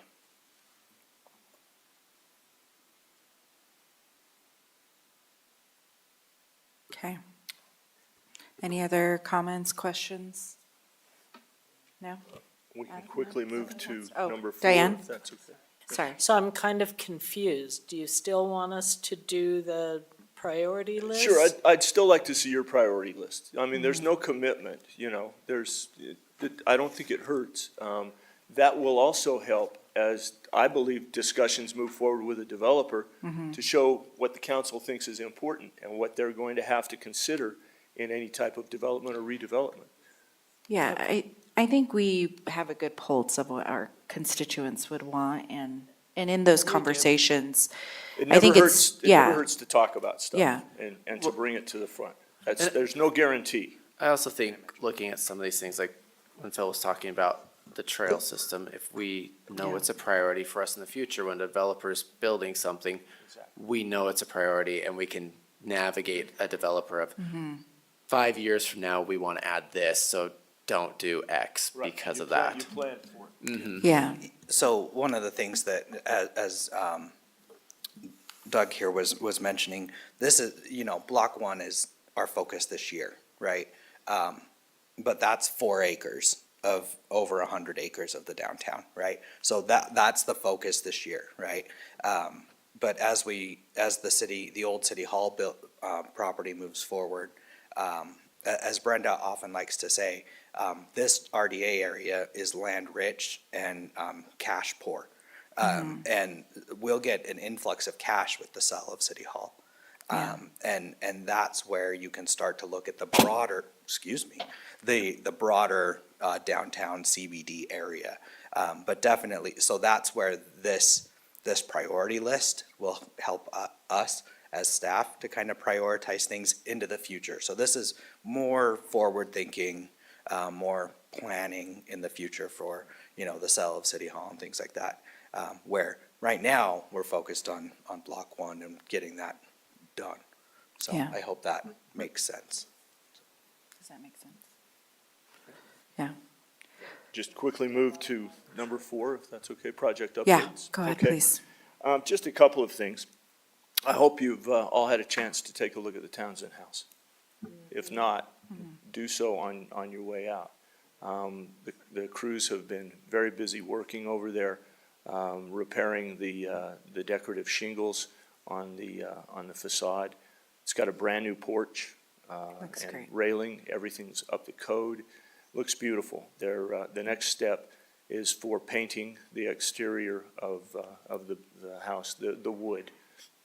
We'll keep the same colors that were there last time, the dark green and then the cream color for the other parts of the wood. They've got a lot of scraping and just general work to do, but I'm very pleased with how that's moving forward. We did find one somewhat unexpected condition. The roof over the porch does have some holes in it, and we can see where water has leaked down through the roof structure just over the porch. And I'll be talking to Brenda to see if, once I get an estimate for just repairing the porch roof, see if we can do that quickly.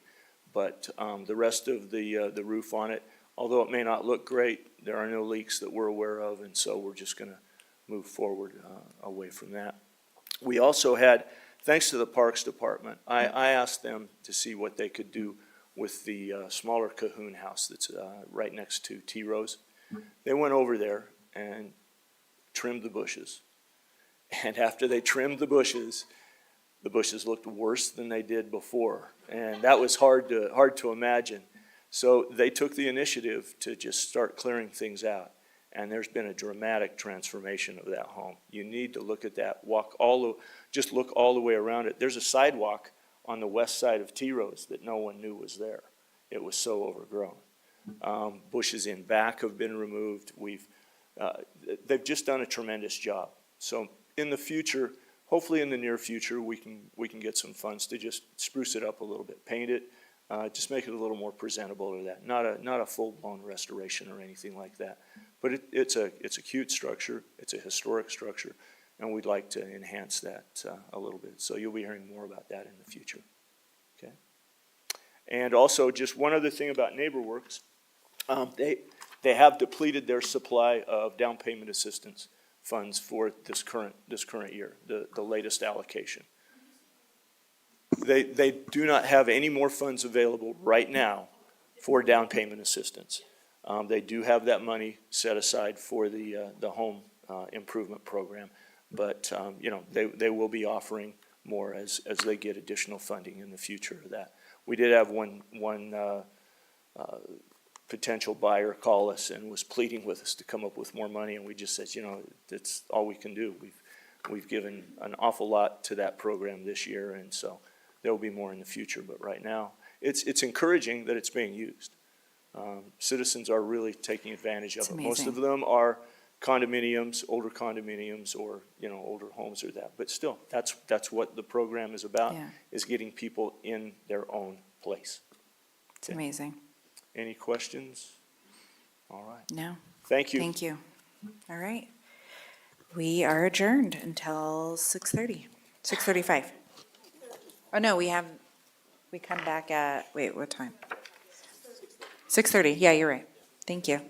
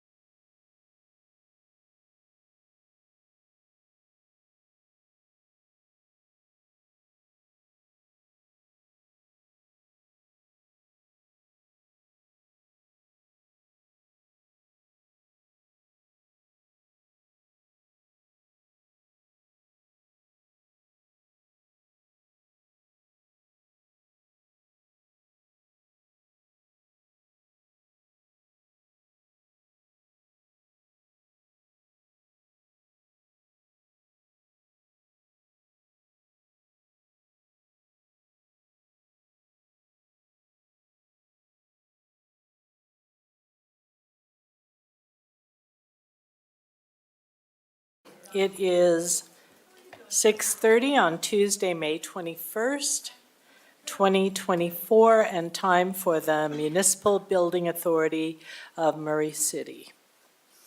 So the meeting agenda is, let's see, call to order, which I've done that, welcome.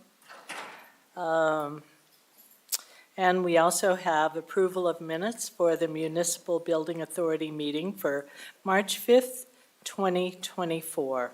So I would appreciate a, I move to approve Motion. the minutes from our meeting of March 5th, 2024. do we have a second? I second it. All right, we have a motion and a second. Is there any discussion on the motion? All right, then we will, will you call the? call Mr. the roll? Hawk, Aye. Mr. Pickett, Aye. Ms. Cotter, Aye. Ms. Dominguez, Aye. Ms. Turner. Aye. All right, we have one business item, and that is to consider a resolution adopting the tentative budget of the Municipal Building Authority of Murray City as amended for the fiscal year beginning July 1st, 2024, and ending June 30th, 2025, giving notice and scheduling a public hearing to receive public comment before the final budget is adopted. Brenda Moore presenting. Hi, Brenda. Just a second, they put it on a new machine because of security reasons, and, okay, here we go. I did a really long presentation. There's the cover sheet. Okay, this is the budget, highlights for the MBA budget. It is receiving transfers from the Public Works funds for $1,012,000. Most of these we have already discussed.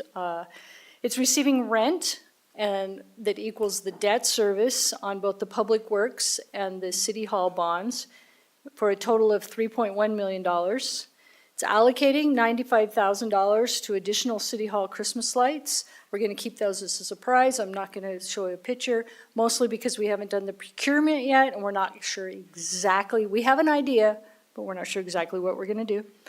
Allocating $60,000 for any need City Hall building adjustments. We are finding a few things here and there that we like to adjust, and this is just a good way to fund those. And then allocating $19.1 million towards the Public Works project. And then in September, we will have another meeting, and we will roll forward whatever they don't use that I have left in the MBA budget at that point. So that is what the MBA budget consists of. Do you have any questions?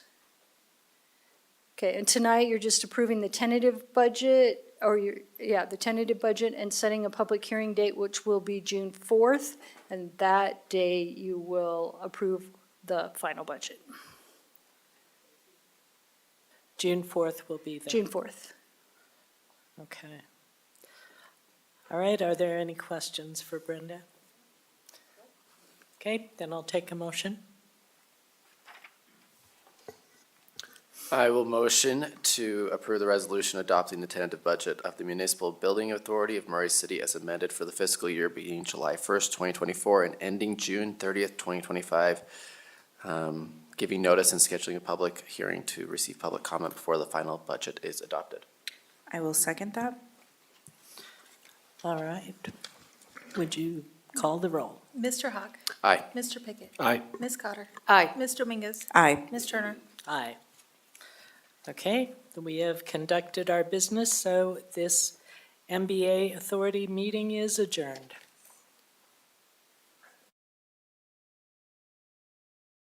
And now move into our city council meeting.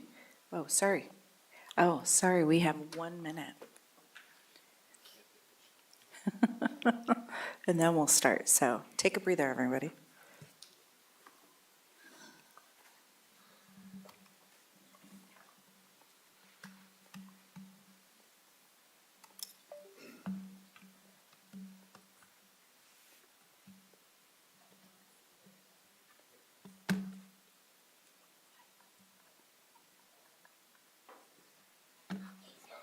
Okay, Now we can go officially. All right, so we're going to go ahead and get started. All council members are here and accounted for, and welcome everybody. It's good to see a semi-packed room, but it's always good to have you here. All right, so we're going to go ahead and get started and call to order. And I have invited Penelope, who's one of our neighbors, and her Girl Scout troop to come up and say the pledge. Give me a second. Can we get the microphone for them since they can't reach the microphone? The little handheld mic? Oh, yes. Okay. And in the meantime, I'm going to go ahead and excuse the mayor for not being here. And we have Doug in his place. Testing. There we go. All right, girls, if you guys can lead us in the Pledge of Allegiance.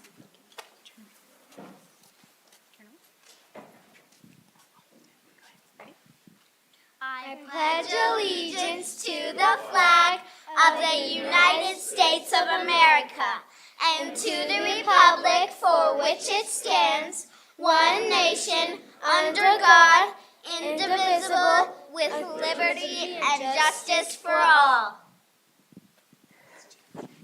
Okay, girls, stay right there. I have something for you, so bear with me 1 second.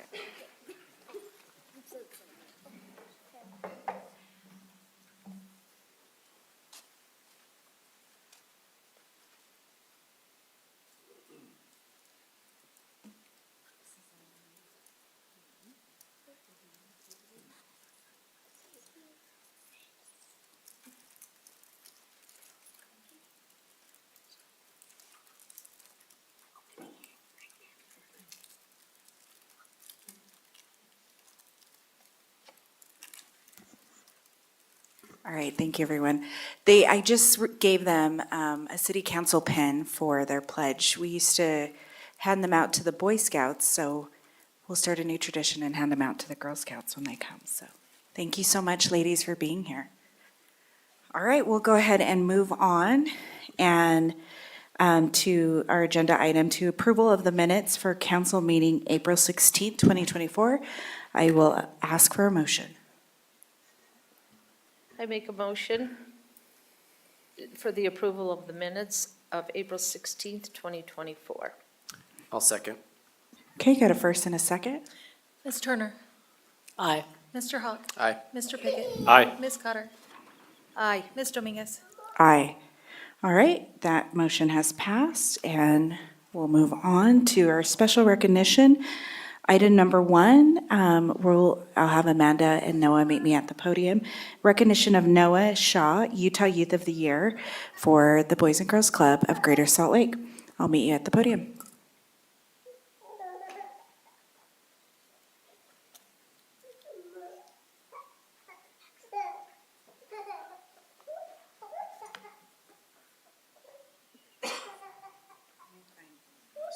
This microphone.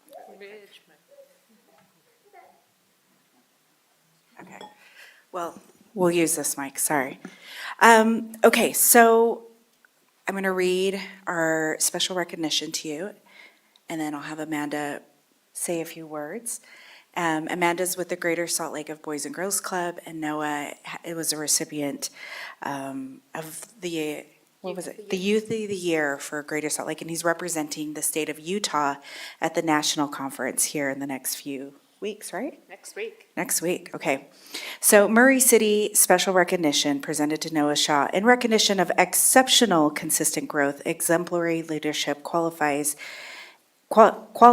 and exuberant attitude with unwavering belief in the potential of young people for outstanding achievement and accomplishment, remarkable commitment, and steadfast endurance. Congratulations on being named Youth of the Year for the Boys and Girls Club Greater Salt Lake and Utah Youth of the Year by the Boys and Girls Club of America.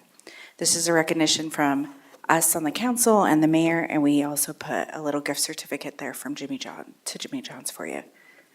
So, yeah, go ahead. Can we get a photo real quick? Yeah. Oh, and Personal privilege photo? Get in here, Noah. Thank you. Go ahead. Stay up here with me for a minute, Noah. Thank you. Oh, that's for you too. Thank you. Oh, and Rosalba, would you mind? I brought some handouts for the council as well. Just one, on behalf of Boys and Girls Clubs of Greater Salt Lake, I want to thank you and Murray City for the incredible support and both financially and for your advocacy for our kids and families in Murray City, for the Murray Boys and Girls Clubs. Your impact really is proof right here in front of you in this outstanding teen. Noah has grown up in our Boys and Girls Clubs and is part of what we call Boys and Girls Clubs legacy. His mom, sitting here, wave, Megan, was also a Boys and Girls Club member at our Murray location, also a Youth of the Year, Murray, for Murray, and also your uncle, I understand also, right? So he's carrying on a proud tradition, not only for his family, but his Boys and Girls Club family, and representing Murray and the Greater Salt Lake and the entire state of Utah at our regional conference and national competition for Youth of the Year from Boys and Girls Clubs of America. So we're really excited for Noah to be able to go on to that next level.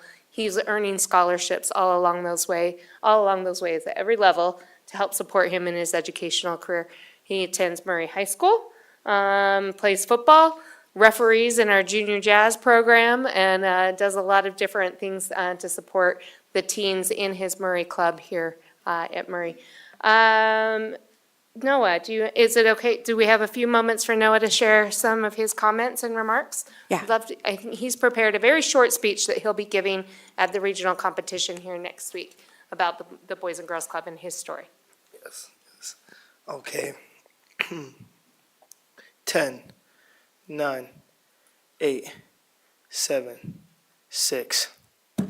That was the sound that was made as the bathroom door broke. 5 seconds is all I had before the smoke left my mouth. 4 seconds of absolute panic. I had been caught. I could be expelled. 3 seconds. His body weight suffocated around me, trapped in his arms as his hand slid my wrist to retrieve the vape I was trying to hide. 2 seconds. I was already in his office where the list of consequences continued to grow. They were never ending, it seemed. 1 second. I thought that the only way to escape my consequences was to run from them. So I did. I was lost in more ways than one. I wandered for miles and miles trying to find my way. First call, from Coach. Second call, from Uncle. Third call, from Aunt. Fourth call, from Mom. But the fifth call I answer, this one, from Jill, my club director. I wasn't at club and I wasn't her responsibility. Yet the words she tells me through the phone, I looked for you for nearly an hour. Nearly an hour. Those 3 words proved to me I had someone at club who truly deeply cared about me. Yes, I had my mom, but I also had Jill. We made it back to her office where we discussed what was happening outside of club. It was the first time I could express my feelings about life and struggles in school. It was instrumental in helping me not only understand why I should not smoke, but how the decisions I make impact my future. I went from feeling complete panic to comfort, support, that I was home. When it felt like others had given up on me, Jill and the people at my Boys and Girls Club refused to. I learned throughout my years at the club there are other ways to deal with stress and problems. The staff at the Boys and Girls Club helped me through the toughest and best times of my life so far. They helped me gain leadership opportunities at the club that solidified communicating as one of my greatest strengths. Not only am I good at talking with people, but I learned I can merge people and strategies. I went from planning to drop out of school to now making college plans. I've rejoined my high school football team, and now I'm currently part of Murray's Black Student Union, which represents 4% population of African American students at my school. I want to show others what my club taught me. I want to show others that our futures are bright, full of possibilities and opportunities to succeed. We don't have to run or escape. We have the choice to be seen and heard. Our future, my future, will not go up in smoke. My name is Noah Shaw, and I'd like to thank you all again for your support for the Murray Boys and Girls Club. Thank you so much for your time. Thank you, Noah. Thank you. Just in closing, I shared with you some numbers of the programs and the things that we offer every day in our clubs, but what it doesn't show behind those numbers is the story like Noah, that kids will make mistakes. It's bound to happen. What we try and teach and support kids and families like Megan and Noah is resiliency and that grit and that you can overcome and that one mistake does not define you and you have a network of people behind you in a safe place with people who care about you. And that's what your money and your support for Boys and Girls Clubs goes to help. And so on behalf of all of us, I thank you. Thank you, Amanda. Noah, congratulations and good luck. Where do you go to get to the next level? Yeah, so I have my competition out in California in Beverly Hills on the 28th is when I fly down there. Wow, that's so exciting. So Oh for my the audience goodness. online, he goes You'll to do Beverly great. Hills in the 28th, yeah. Yeah. All right. And with the, Amanda, remind me, he receives a $20,000 scholarship, correct? Oh, if he wins at that level, okay. 5,000 in scholarships already. That's awesome. Congratulations, Noah. You are welcome to stay and see what we do on the dais, so thank you so much, and thank you again for being I here. have one thing. Go ahead. Where did you receive your scholarship from? What organization? Your 5,000? The Boys and Girls Clubs of America. We contribute Boys and Girls Clubs of Greater Salt Lake contributes that. The Boys and Girls Clubs Alliance of Utah contributes some, and the Boys and Girls Clubs of America also. Okay, thank you. All right. Any other questions? Okay, congratulations. Thank you so much. We're going to go ahead and move on to our agenda to special recognition.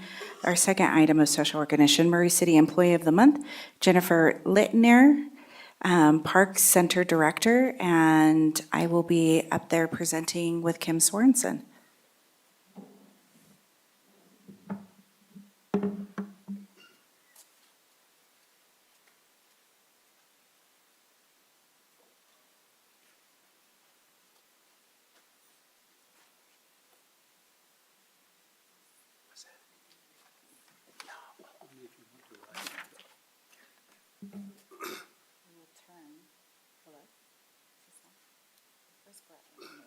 All right, I'll turn this over to you.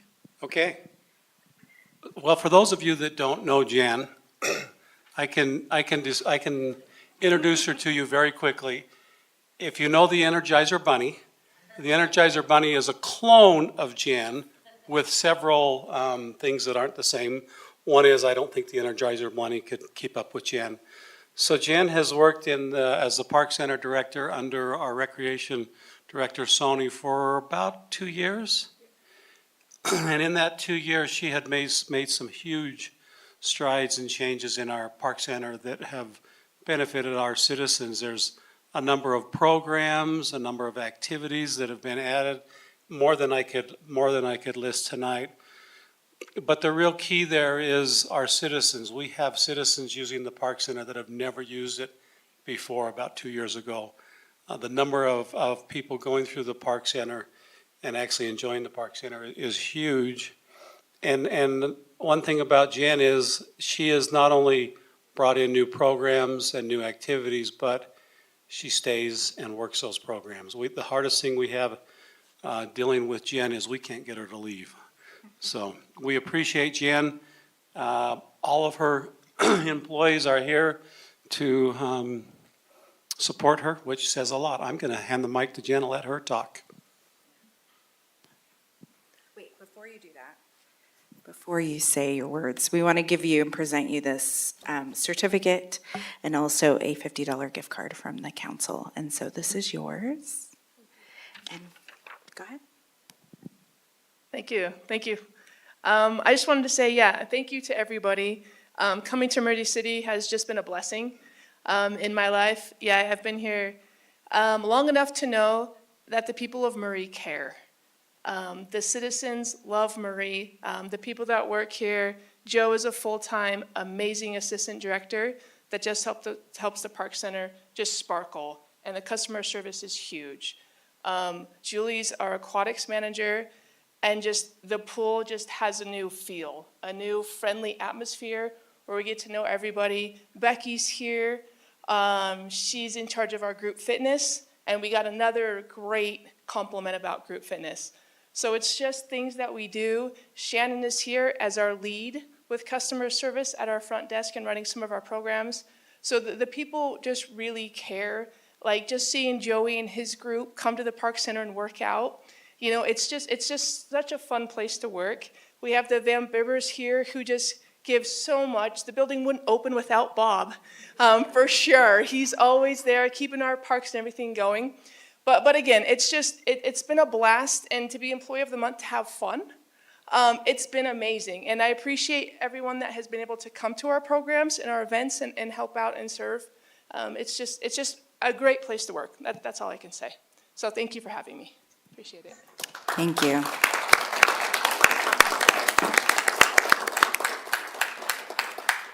Can I just add, it's not just, Kim talked about the volume of programs that have been added since Jen's been there, but I think it's the creativity. Like, it's not just that we're adding a ton of Yep. programs, but they're unique programs. Yep. And I'm gonna share one small story about what they're doing and how great they are. I helped out with the Easter egg hunt a few weeks ago.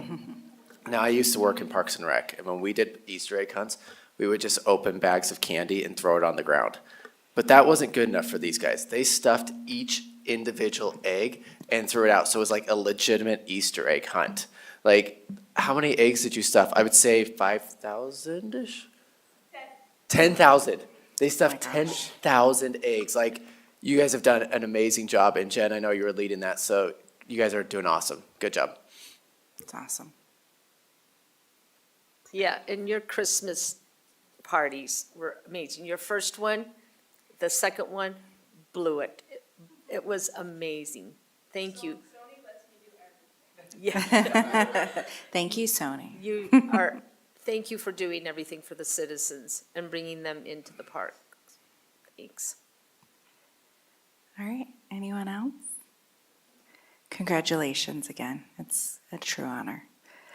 Well, you are welcome to stay or you can leave. You don't have to stay, but we are so proud to recognize you today as well. All right. We're going to go ahead while they disappear. We're going to go ahead and move on to the portion of the agenda for citizen comments. Citizen comments will be limited to 3 minutes. Step to the microphone, state your name and city of residence, and fill out a required form with Patty. And Patty is in the back over there, and she'll bring you a clipboard after your citizen comment period. Anybody is welcome.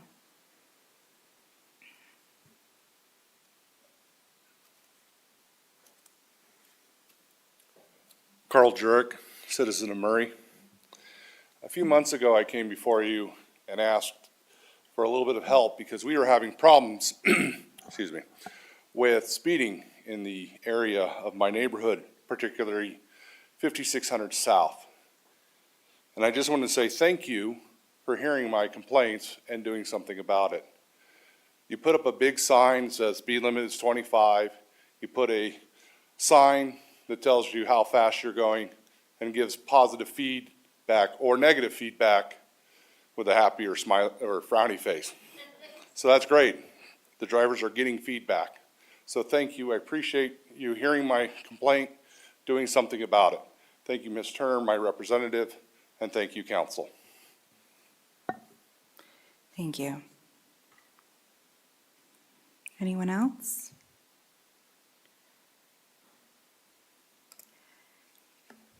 Take your time, Sherry. Do not rush. Sherry Van Bibber, do you need my address?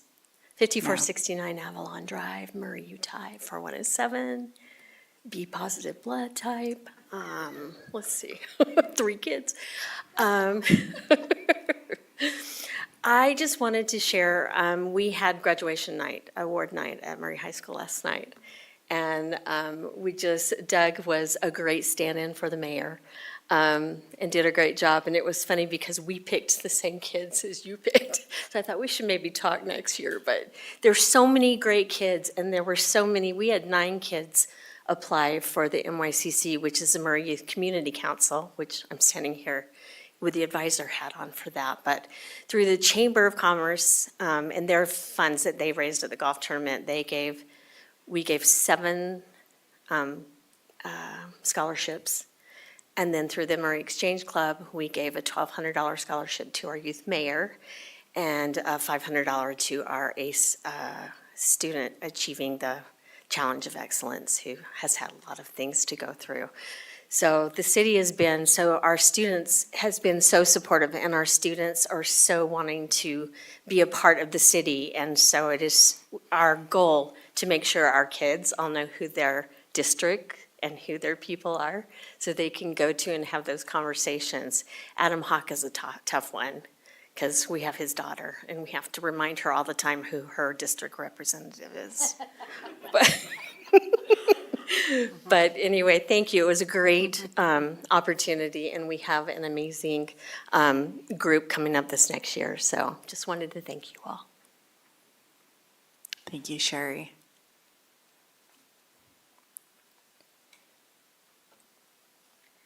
Hello and good evening. My name is Natalie Pinkney. I currently serve on the South Salt Lake City Council. We have our council meetings tomorrow, so I'm not skipping or anything like that, but wanted to say hello. You might see me a lot more. I am running at large for the county council, but I wanted to just come and introduce myself as a fellow council member. Thank you. Thank you. Anyone else? Oh, yes. I'm sure, yes. Thank you. My name's Lacey Parker. I just moved here 2 months ago, I think. And I live on 867 Holly Avenue, just down the street from Wheeler Farm. And that place is awesome.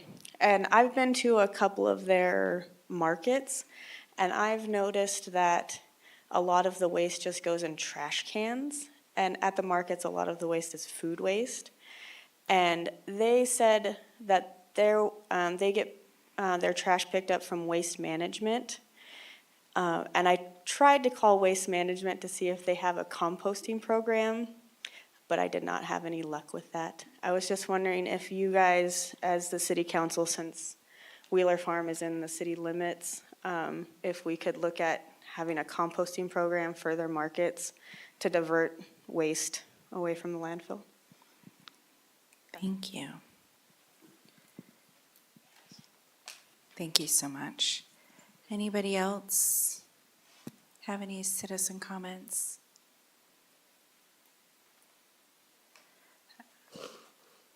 Okay. I do have one that came on online, and this would probably be the appropriate time to read it. So let me go ahead and I forward it to the council. And this is from Samantha Eldridge, who is one of our residents in District 1. Murray City Council. I'm writing this letter to respectfully request the support of Murray City Council member Rosala Dominguez to attend the Light Up Navajo project in June. I'm a member of the Navajo Nation and have resided in Murray for over 10 years, having grown up on the Navajo reservation with no electricity, running water, or access to broadband. I know firsthand the challenges that many tribal members face living in tribal and rural communities. Many of these families lack the basic essentials, such as a reliable lighting, heating, cooling, and access to internet. The Light Up Navajo project helps brings electricity to families in need and directly assists in improving their quality of life. This project relies heavily on community support and volunteers. Murray City has been a strong partner since its program inception of 2019. In my hope that Councilmember Dominguez will be able to attend to represent Murray City, gaining invaluable insights into the challenges faced by underserved communities and foster innovative solutions being implemented across the state, local, and tribal communities. Together, we can make a difference by sharing what we often take for granted, and doing so help create a world that values and uplifts every community. Sincerely, Samantha Eldridge. Samantha is also, I believe she's a program director at the Indian Walk-In Center and grew up on the Navajo Reservation herself and lives here in Murray City. So that's, and we had another letter as well, but that came in after yesterday's timeline. So If anybody else has any other citizen comments, please, this is your last opportunity. Okay, great. We'll go ahead and close the citizen comment portion of the meeting. We have nothing on our consent agenda or a public hearing, and we'll go ahead and move forward to business item. I have a motion. Oh. I move Go that ahead. we move business item number 3 to first in the line. I have my daughter's last orchestra concert starting right now, and I'd like to vote on that before I leave. I Oh. second it. Okay. Move agenda item business 3 to 1. Paul has his daughter's last concert tonight, and she's graduating. And so. Yeah, so I'd like to move that up first so I can vote on that, then I can leave. If you'll indulge me, please. Okay, we have a first and a second. Oh, Yeah. Ms. Hawk. I'm sorry, Ms. Turner. Oh my gosh, Ms. Turner. Voting, please. Mr. Hawk. Aye. Mr. Pickett. Aye. Ms. Cotter. Aye. Ms. Dominguez. Aye. Thank you. Okay, so we move to motion that. Do we have any discussion? I do have something to say, but I'll take discussion either way. Yes. Item number 3 is consider council member myself request to visit the Light Up Navajo project.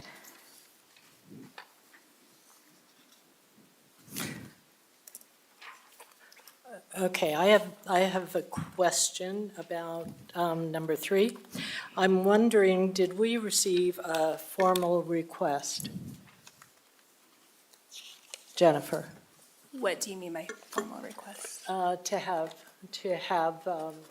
this Oh, particular. from a department? Or from anyone, did we receive, I mean, I wasn't even aware of this. so- Just the paperwork that Rosaba submitted. So the Did you formal receive- request is coming from me. Okay, but you weren't requested to No, I attend. wasn't. No, I was not requested to attend. So Okay. just to kind of give some history, I have been in communication with members of the Navajo Nation about attending on my own. When the discussion happened, Jennifer put the numbers together and said, you should just request for funding to go since you're already going. Other than that, no. Okay, are you going to attend on APPA when we go to San Diego? They're also having a ceremony at that time where they're giving Murray some kind of a Recognition, thank you. yes. So are you going to attend that? Yes, I've already planned and registered for Okay, that. so you'll be at that as well? Yes, and this isn't, I mean, we've had discussions before about it, and I think we should go in support of the nation, whether it's me individually or others, I think we should. This is not just an opening, I've just put the proposal forward. Okay. All right. Any other discussions? Okay, so I just want to read this quick statement before we move forward. So I will be attending a ceremony for the Navajo Light Up on Friday, January 28th. I have housing available to me from a friend and Dane Navajo member who's of the nation. Jennifer encouraged me to apply for funding as she's calculated these numbers to support my travel and attending at the end of June. I'm told there is enough funding to attend, and I'm okay receiving less or the full sum. Either way is okay with me, or none. I would appreciate all of your support in attending, but with or without funding, I will be attending to show my support to the Dane and Navajo community, and to our linemen and staff. If I do not have your support, I will not be reporting of this trip to the public or staff. I will stay and encourage anyone who would like to attend from the council and staff to join me. So what's your agenda look like while you're down there? So my agenda would be I would pretty much drive in, participate in their last ceremonial celebration that they celebrate with the linemen and any of the leaders as well, and then drive back on Saturday morning. So drive down on Thursday, attend the ceremony on Friday, and then drive back Saturday. So it's just a ceremony, no other meetings? No, not that I'm aware of. I mean, not that I've been invited to, so no.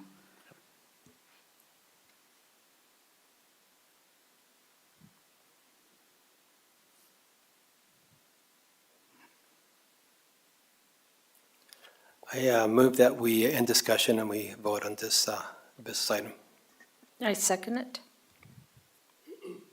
Wasn't the motion to, it was just to move the item, okay? Yeah. Go ahead, Adam. So the motions, are you calling for previous question off of it to end debate? Yes. And then there's a second off a previous question.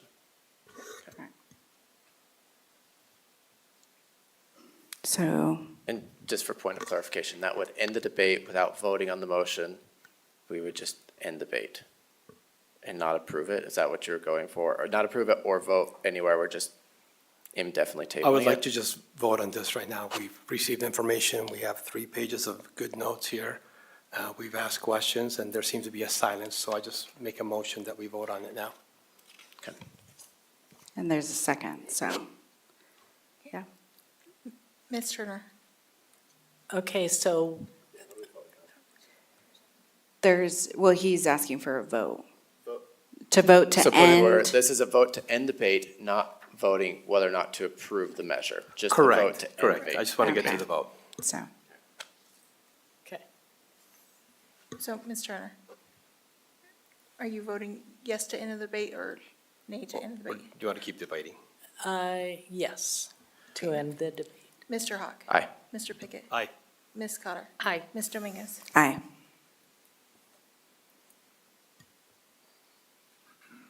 Okay, I will entertain a motion or not entertain a motion.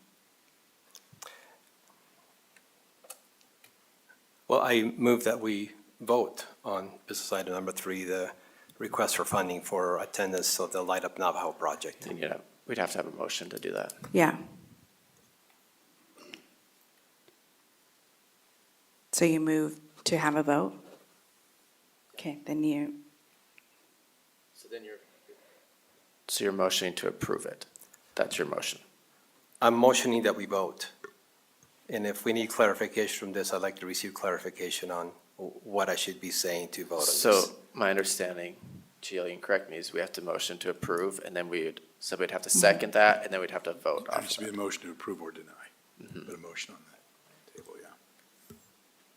so I'll do this. I'll make a motion to approve the or consider myself to attend the Light Up Navajo project.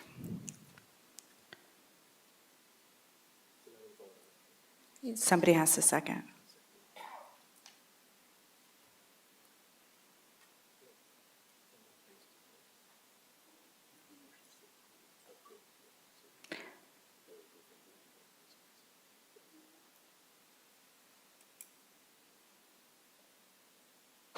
Okay, so no second? All right. And then it dies, right? Okay. All right, so that motion dies.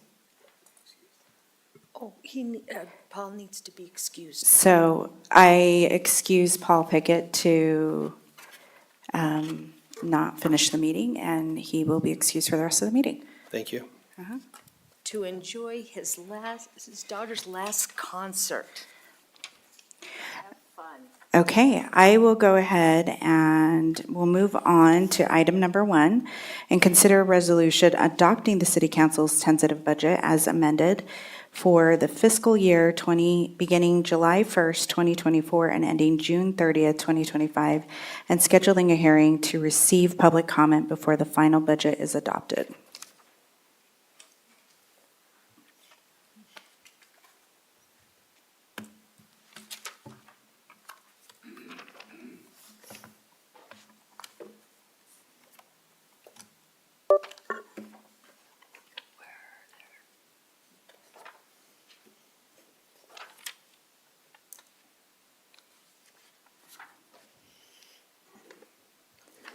Okay, so I did put a presentation together. It's a little longer than the last one since this budget is much bigger. So some of the highlights, and you guys have all heard these, but some citizens have not, and you should just, a quick reminder on what we're voting on.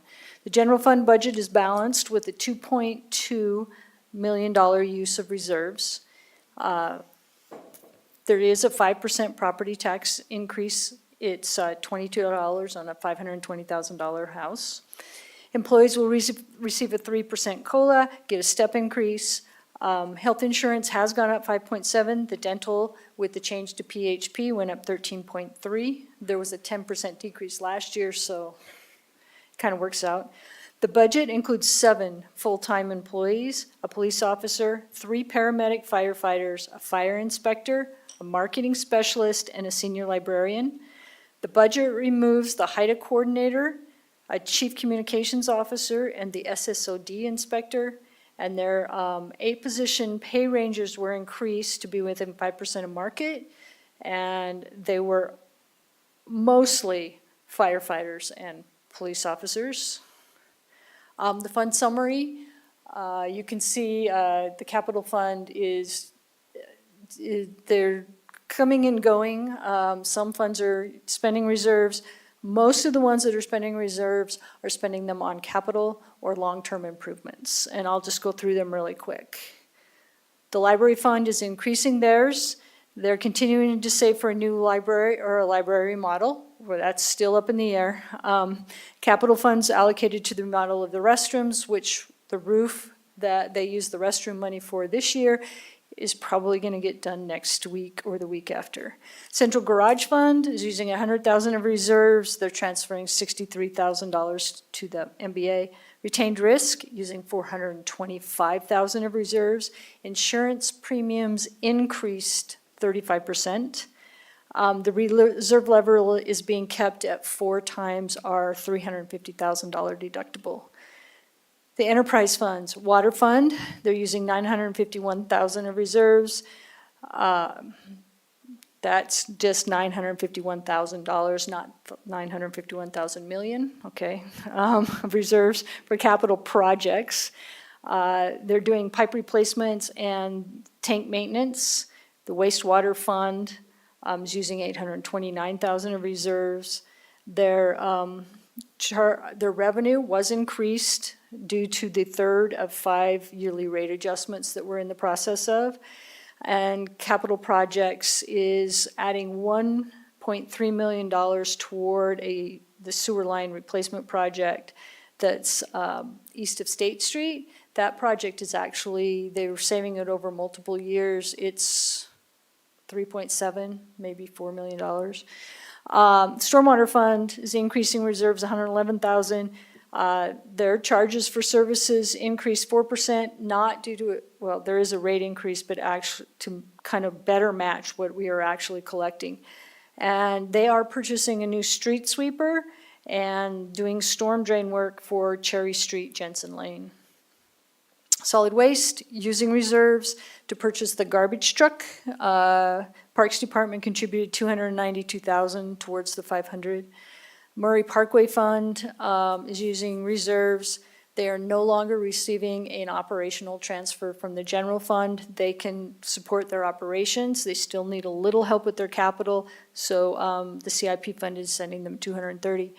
The Power Fund is using $4.2 million in reserves. They are, with the rate schedules we have, they are covering their operations with their revenue. They are not covering all of their capital projects, but they are covering operations and the cost of power.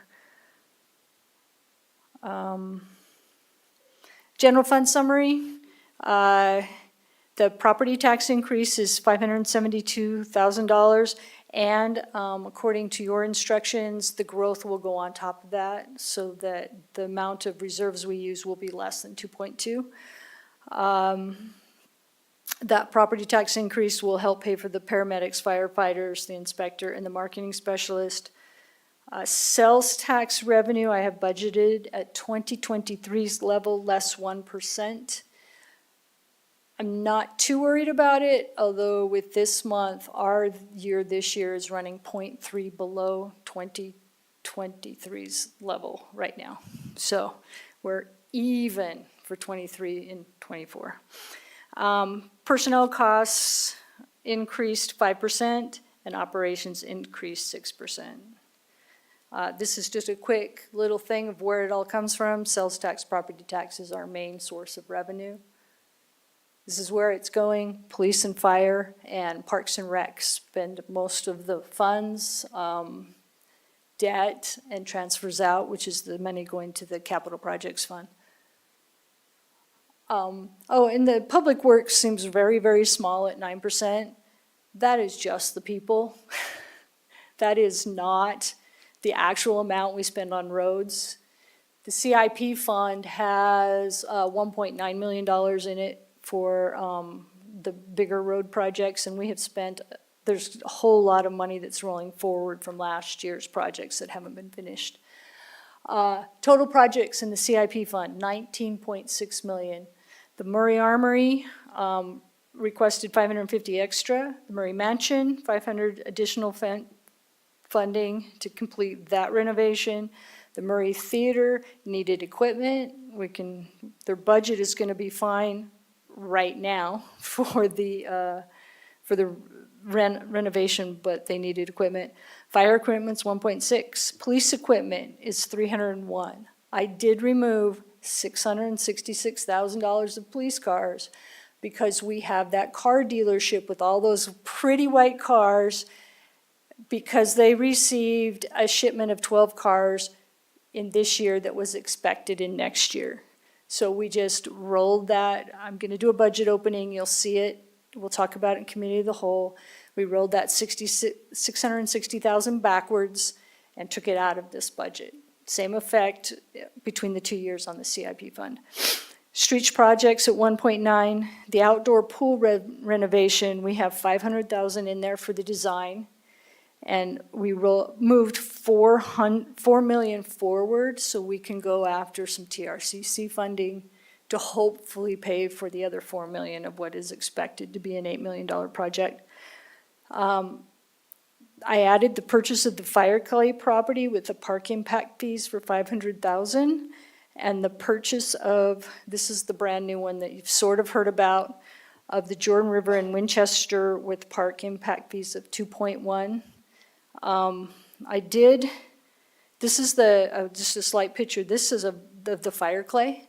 It's a very, very small piece of property. I'm assuming, or I think the plan is to put some trees and maybe some places people can sit but not lay into this area and just have an open space for people to wander into. This is the Winchester and the Jordan River. We're looking at this. Oh, you can't see my cursor. That big piece of parcel that's right up against Winchester and Murray Bluffs, that big one. And then the little one that is landlocked. You see the two strips, that Triumph Lane, the piece of property that's kind of like a baseball or a home base shape, that piece. The other little parcels belong to either Utah Power has the long skinny ones, and then there's some right along the Jordan River. The one right next, I just found this out, the one right next to Winchester is owned by West Jordan. Those other two little ones are owned by Murray. And that purple line is the West Jordan Murray border. So we don't know what we're going to do with this property except for right now leave it as open space and not put houses there. And then after that, there will be some decisions. The county actually has brought forth, suggested that they could help us purchase this property. I put the full purchase price in our budget. And if the county decides, and we decide that's a good thing, that we would just not spend our portion that the county covers. So this is all brand new. We've agreed to sell it to us, is basically where we are at right now. The owner has agreed to sell it to us, and we're working out the contracts And I think that's where we're at. Anything else I should? So this is in this will be the appropriation. So when we sign a contract that says subject to appropriation, you've already appropriated the funds to purchase the property. Brenda, if I could just mention also, a portion, that smaller piece of property on the south end is located in the West Jordan city limits right now. So Mayor Hells has met with Mayor Burton in West Jordan, and they have, of course, just verbally agreed that when the city does finally own this property, should you approve the funds to buy it, that we will work with West Jordan to do a boundary adjustment so that that property then will be within Murray City boundaries. They won't, West Jordan, it's tax exempt, so it'll be tax exempt either way. So they don't care about property tax. It'll make them so they don't have to mow it, and we do. For right now. And that is in District 2. That's in District 2, my district, correct? Correct. Okay. Yeah, it's right across the street from the golf course. Yep. Yeah. So tonight, what you are approving the tentative budget, and this is what, because we are going to do a truth and taxation hearing, this is what the city will operate on until August 13th. We will have a public hearing on June 4th, so the public can make some initial comments. Then we'll have another one on August 13th, and that is when the final budget will be approved. June 4th, we have the MBA meeting to approve their budget, and then we'll have 3 public hearings, executive compensation, budget, public hearings, just to take comments, and the enterprise fund transfers. You'll approve or deny those. June 18th, there's an RDA meeting. That's when we will do their budget. And then August 13th is the city council meeting and a truth and taxation public hearing and adoption of the tax levy and budget approval. So that's where we're at. Tonight, you just approved the tentative budget, and then we have something so that come July 1, we can continue operations. Any questions? What do we have left in reserves? In the general fund? Uh-huh. They'll be right around $13 or $14 million. It'll end up, by the time I do transfers and stuff at the end of this year, I'm projecting we'll end up at least 25%. The budget itself says 38, but that doesn't take into account the transfer I will do at the end of the fiscal year to keep us below, right around 25. Okay, great. Thank you.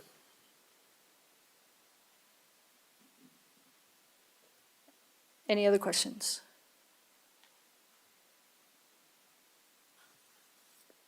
Okay. No other questions? No? Okay, I'll make a motion. okay. I motion to approve, or to adopt the city council's tentative budget as amended for the fiscal year beginning July 1st, 2024 and ending June 30th, 2025, and scheduling a hearing to receive public comment before the final budget is adopted. I second it. Perfect. I got a first and a second. Ms. Turner? Ms. Turner? Aye. Mr. Hawk? Aye. Ms. Cotter? Aye. Ms. Dominguez? Aye.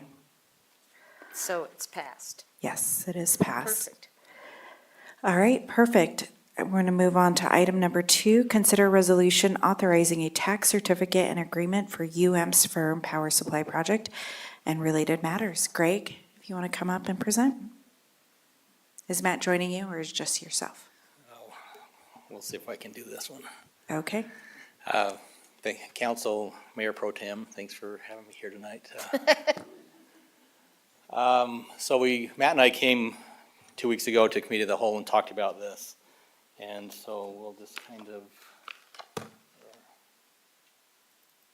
I followed Brenda's lead and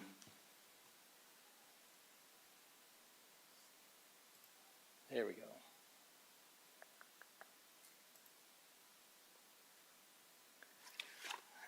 I have a presentation, but it's gonna be very short. So, my slides, so just take that in for a second, then So what this is UAMPS has been approached by an entity that would like to do a pre-purchase, which on our Red Mesa solar project.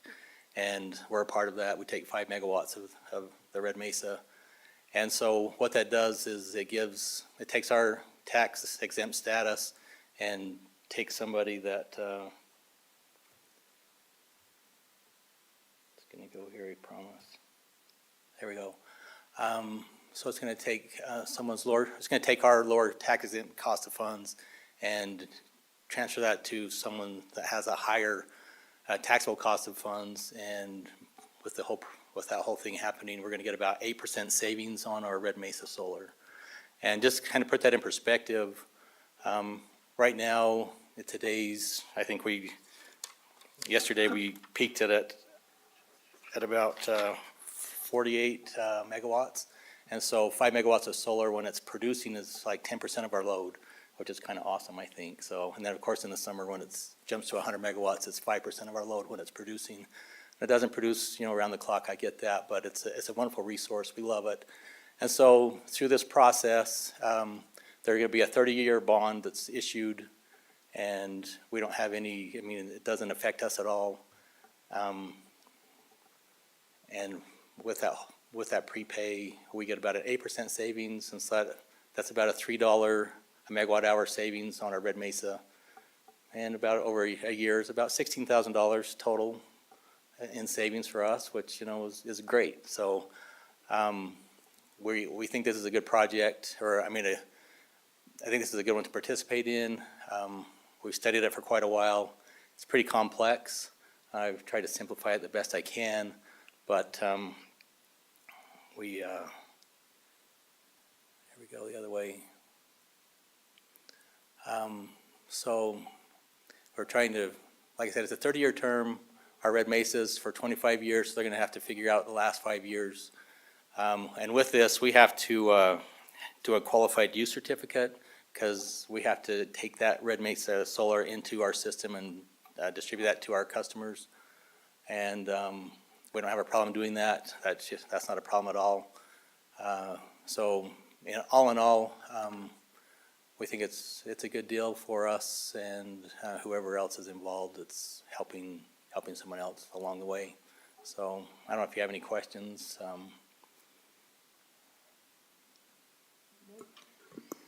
No. I love no questions. Thank you. That doesn't happen often, so. No, it does not. You've been very thorough with that. Thank you.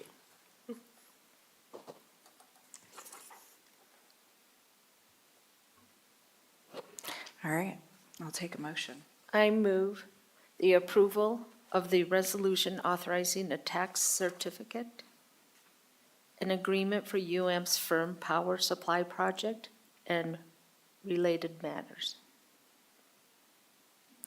I'll second. Okay, Brooke? Ms. Turner? Aye.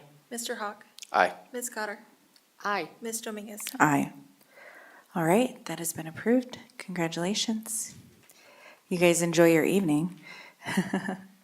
All right, we'll go ahead and move forward to item number 4.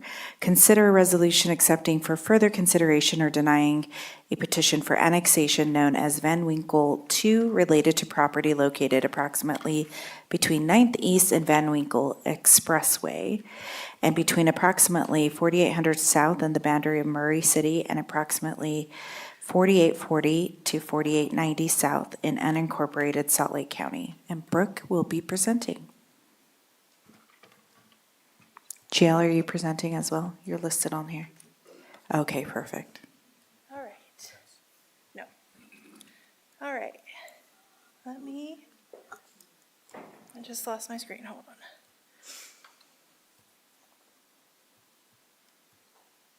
Let me re-present. Present. Take this over here, full screen. All right, we are here today to talk about annexation. Just for a little heads up, I was trying to do research on the last time we've done an annexation. back in the day, in the 1980s, we did a ton, and I think the last one we did was in 2002. So we are all in this learning experience and figuring out this annexation. The petitioner is Marv Hendrickson. He is here in the audience today, so if you have questions or you want to invite him up, that would be fine too after I present. And then the area that we're talking about is Van Winkle 2. There was two petitions. This is the second one that we're doing. Just for clarification, this is the first step of annexation. You are not voting to incorporate them into our city. You are voting to accept for further consideration or deny. So that is the basic first step. And state code says that city council has 14 days once a petition has been submitted to either accept for consideration or deny it. So that's what we're going to talk about today. The area we're talking about is unincorporated area that is in between Murray and Mill Creek. It is in District 3, and it borders the Van Winkle Road and 900 East. Let's see, and then I just wanted to briefly talk about the estimated potential impact. So we estimate that it will be approximately 100 people. We were pulling numbers from the census done in 2020, and then the blocks that we had to pull from, we had to guesstimate how many people would be potentially added. There are 34 additional residents, 2 commercial properties, and in those 2 commercial properties are several suites or units. And then the taxable value estimate is about $40,000 for the city and close to $9,000 for the library if we added them in. I did highlight these 2 colors different for the public right-of-way and the private right-of-way because in your packet, they were updated since you got the packet. So there are 3 public right-of-ways and then 2 private right-of-ways. The garbage would remain the same, water with Wasatch Front Waste. Water will be Salt Lake City, wastewater will be Cottonwood Improvement District, the power will be Rocky Mountain. And then we have talked to the department, or the chiefs for police and fire, and they anticipate a minimal impact. They can talk a little bit more about that if you have questions for them, but they are, I talked to Chief Middleman, and he said that they're already responding to priority 1, like the emergency calls in that area, because they can get there faster than the other service districts that provide that. So with that, this is my short presentation. I'm going to turn the time back over to you to discuss. Again, we've got Marv and some of the chiefs here, and GL, our annexation expert. And so if you have questions, feel free to ask them, and then we can proceed. What does public right-of-way and private right-of-way, can you explain that? I think public right-of-way is where we will take care of, maintain the roads. So snow removal, potholes, anything like that. Private right-of-way would be owned by an HOA, and they would maintain those roads. That's my assumption. Yeah. Very good, thank you. Thank you. Any other questions? Do we take care of the light posts, all that too? Or is that Rocky Mountain Power? Yeah, if it's part of Rocky Mountain's power, then we will work with Rocky Mountain to determine who is responsible. I know that the power department is maintaining a lot of the streetlights in Rocky Mountain Power's service area in Murray City. Okay. So, but that would have to look at, see if there's any agreements with Rocky Mountain Power and the property owners to do that first. Okay. Now, this area has got to be incorporated at what's the time frame that the state's requiring this area to be incorporated? 2 years? Either Mill Creek or us? I guess. Yeah, so Correct. some legislation was passed this year at the legislature that requires any islands between cities, such as this area, has to be part of a city by July 1st of 2025. Now, with this other part that's not being incorporated in this process, could we at some point merge both of them and consider them at the same time? Or are they going to be on separate tracks if we So you're decide talking to? about the Country Club Estates, which is the whatever's- area to the south, right? Yeah. Correct. Yeah, so, so that is not part of this petition, so that will Correct. still remain an island in Salt Lake, or an unincorporated Salt Lake County.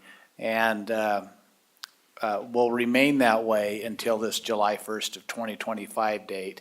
And at that time, the legislation says that the city with the highest population would, Acquire it would move into that city unless there is an interlocal agreement between cities to do something different. We have met, the mayor and staff have met with the mayor and staff of Mill Creek. They have indicated that they would prefer that this area come to Murray City.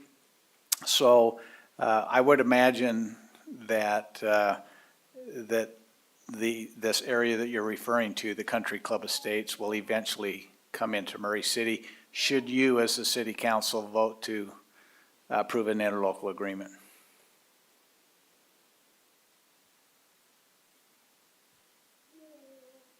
Okay. Do we want to bring up the applicant? Do you have anything to say?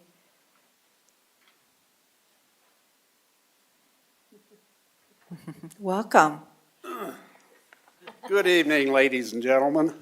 You know, it's, let me ask this first question. How many of you have been associated with or lived in Murray City since 1965? By a raise of hands? I don't think, no. I only say that because I mean, look behind you. Yeah, Have you- Diane can. you're in the minority then. Yeah. Well, let me just say that in 1965, I had the opportunity to start building an Indian Wells subdivision, which is behind the UEA building and along the Mick Riley Golf Course. And it's interesting because the first house that I ever built and sold and packaged was in Indian Wells. Well, it was in Apple Blossom, which was the first lot adjacent. And we look at the numbers up here with our budget and the likes. At that time, a 1,380 square foot house, 3 bedrooms, 2 bath, full basement, 2-car garage, with a $4,000 lot sitting on Mick Riley Golf Course, cost $19,347. So look and say, where did the dollars go? But in that last 59 years, I've been somewhat of a infill developer in Murray City. And, you know, it's interesting because I was the only one in the family that did not live in Murray City. Since then, I had built houses for 2 brothers, 2 sons, 3 nephews, and 1 niece. So virtually all of my family lives in Murray. And when the annexation takes place, I will be a Murrayite as well. Back in about 2000, the annexations, Murray City was 900 east, give or take a year or two. And from Three Fountains, had an annexation petition, and ironically didn't come over next door because I'm next door to Three Fountains. And that was one of the first annexations. And then the annexations continued south and east along Van Winkle up to the freeway. And this is, I think, the last unincorporated parcel in to the west of Van Winkle. And it's only right that it goes to Murray City. Now, it's interesting, Doug and I have had, and Counselor here, discussions on this for a number of years. And I did notice on 2019, there was they had a petition, was sent out by Mill Creek for annexation of this parcel of property. And it was interesting because they sent out a notice that indicated initially, Murray City doesn't want you, Holiday doesn't want you, but we want you. Well, I know some of the folks over in Mill Creek, and I'd call Mill Creek, since they incorporated, even before they did, the biggest land grabber in the city in Salt Lake County. But that's neither here nor there, and that was my opinion, of course.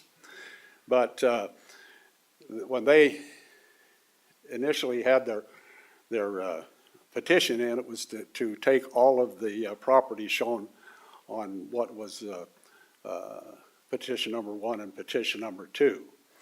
And so we took it upon ourselves to go in and fight Mill Creek, and was fortunate enough to get them to back off and eliminate the annexations that they had.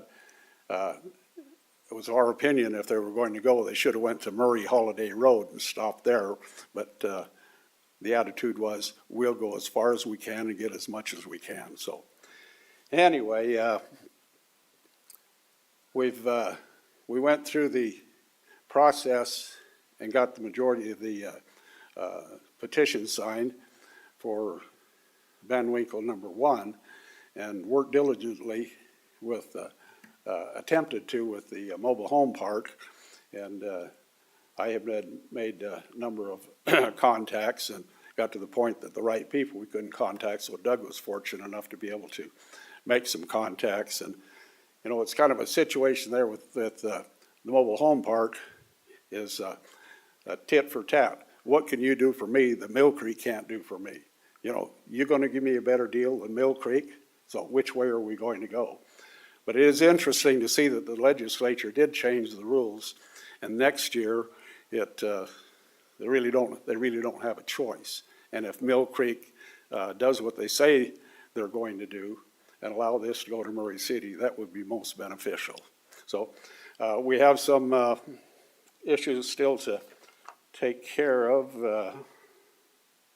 Let's see. And Brooks and I are going over those. It's some of those things that by the time you take them to the attorney, you better have them right or they're going to flip them back to us. And we're used to seeing that happen. But I think this is by far the best route to go, because those people that live in that area, well, there are some exceptions. One guy doesn't want to go to Murray City because he got stopped by a Murray City police officer and got a ticket once. And one other individual doesn't want to go because of his dogs. So I said, well, okay, that's 2 of those individuals of the residents that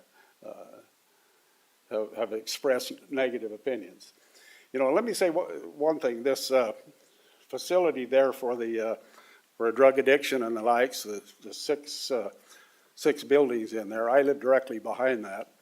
And in the years that they've been there, ironically, you know, it was expected that there would be all kinds of problems with those individuals. But the staff at that facility does an absolutely fine job. And we have had, maybe and right across the wall, absolutely no interference with any of their people that have been at that facility.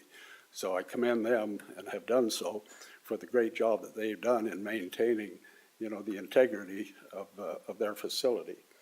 So I would just hope that you would say, you know, this is by far the best way to go, and let's get on with it and take care of the little miscellaneous items and go from there. So, Well, thank you. thanks for allowing me to have an audience. Well, thank you so much. It's a pleasure having you here. All right. Well, thank you. GL, do you have anything to add? Anybody else have any questions? I think it's pretty straightforward, and I know you've been working on this for a long time, so thank you for bringing it forward. All right, I will entertain a motion. I move the approval of the resolution accepting for further consideration or denying a petition for annexation known as Van Winkle 2, related to property located approximately between 900 East and Van Winkle Expressway and between approximately 4800 South and the boundary of Murray City at approximately 4840, 4890 South in unincorporated Salt Lake County. So can I clarify? I think this was kind of in a 2-step resolution. Okay. And you read or denying, I think what you had mentioned earlier. Yeah, You want to accept it for further consideration. yeah, Okay. yes, further consideration, yes. Okay, I'll second. perfect. I Guess Brooke from right there. Okay, Ms. Turner, Aye. Mr. Hawk, Aye. Ms. Cotter, Aye. Ms. Dominguez. Aye. All Thank you. right. That motion has passed. Thank you. All right, we'll go ahead and turn over to Doug. Any updates from the mayor? Yeah, I just want to mention that this week through Sunday is Emergency Medical Services Week, EMS Week. And this is important not only to the city because of our medical technicians, paramedics, and firefighters that we have, but also to our citizens who are typically being helped or saved by these emergency medical people. So I want to thank our firefighters and paramedics and EMTs for all that they do for our citizens. And if you've ever been in need, as I have, it's nice to know that we have these great firefighters out there to help us. And it even goes beyond our firefighters. We appreciate our nurses, physicians, and others that are involved in this great work. So as part of EMS Week, the fire department will be hosting on Saturday from 8 till 10 a.m. a pancake breakfast. So I want to encourage anybody who's within range of my voice to stop by the fire station, which is just next door here to City Hall, just west of City Hall, between 8 and 10 on Saturday, and have a free breakfast of pancakes and I'm sure a lot of other good stuff. So thank you, fire department. Yeah, thank you all for being here. Thank you so much. Just two other quick items. With Memorial Day weekend coming up this weekend, that is the typical opening of the outdoor swimming pool at Murray Park. So hopefully, weather permitting, it will be warm enough that people will want to visit the swimming pool. And then I just want to mention that it is construction season with the weather warming up, and our Public Works Department has numerous road projects, right-of-way projects that they're working on right now, too numerous for me to mention, but you heard many of them in our previous meeting. So ask our public just to be patient. All of these are projects that eventually will end and will be good for our city. So that's all I have. Okay, great. Thank you so much. Any questions for Doug, Mayor's office? All right, with that, I will motion that we adjourn. So moved. So moved. All right, thank you.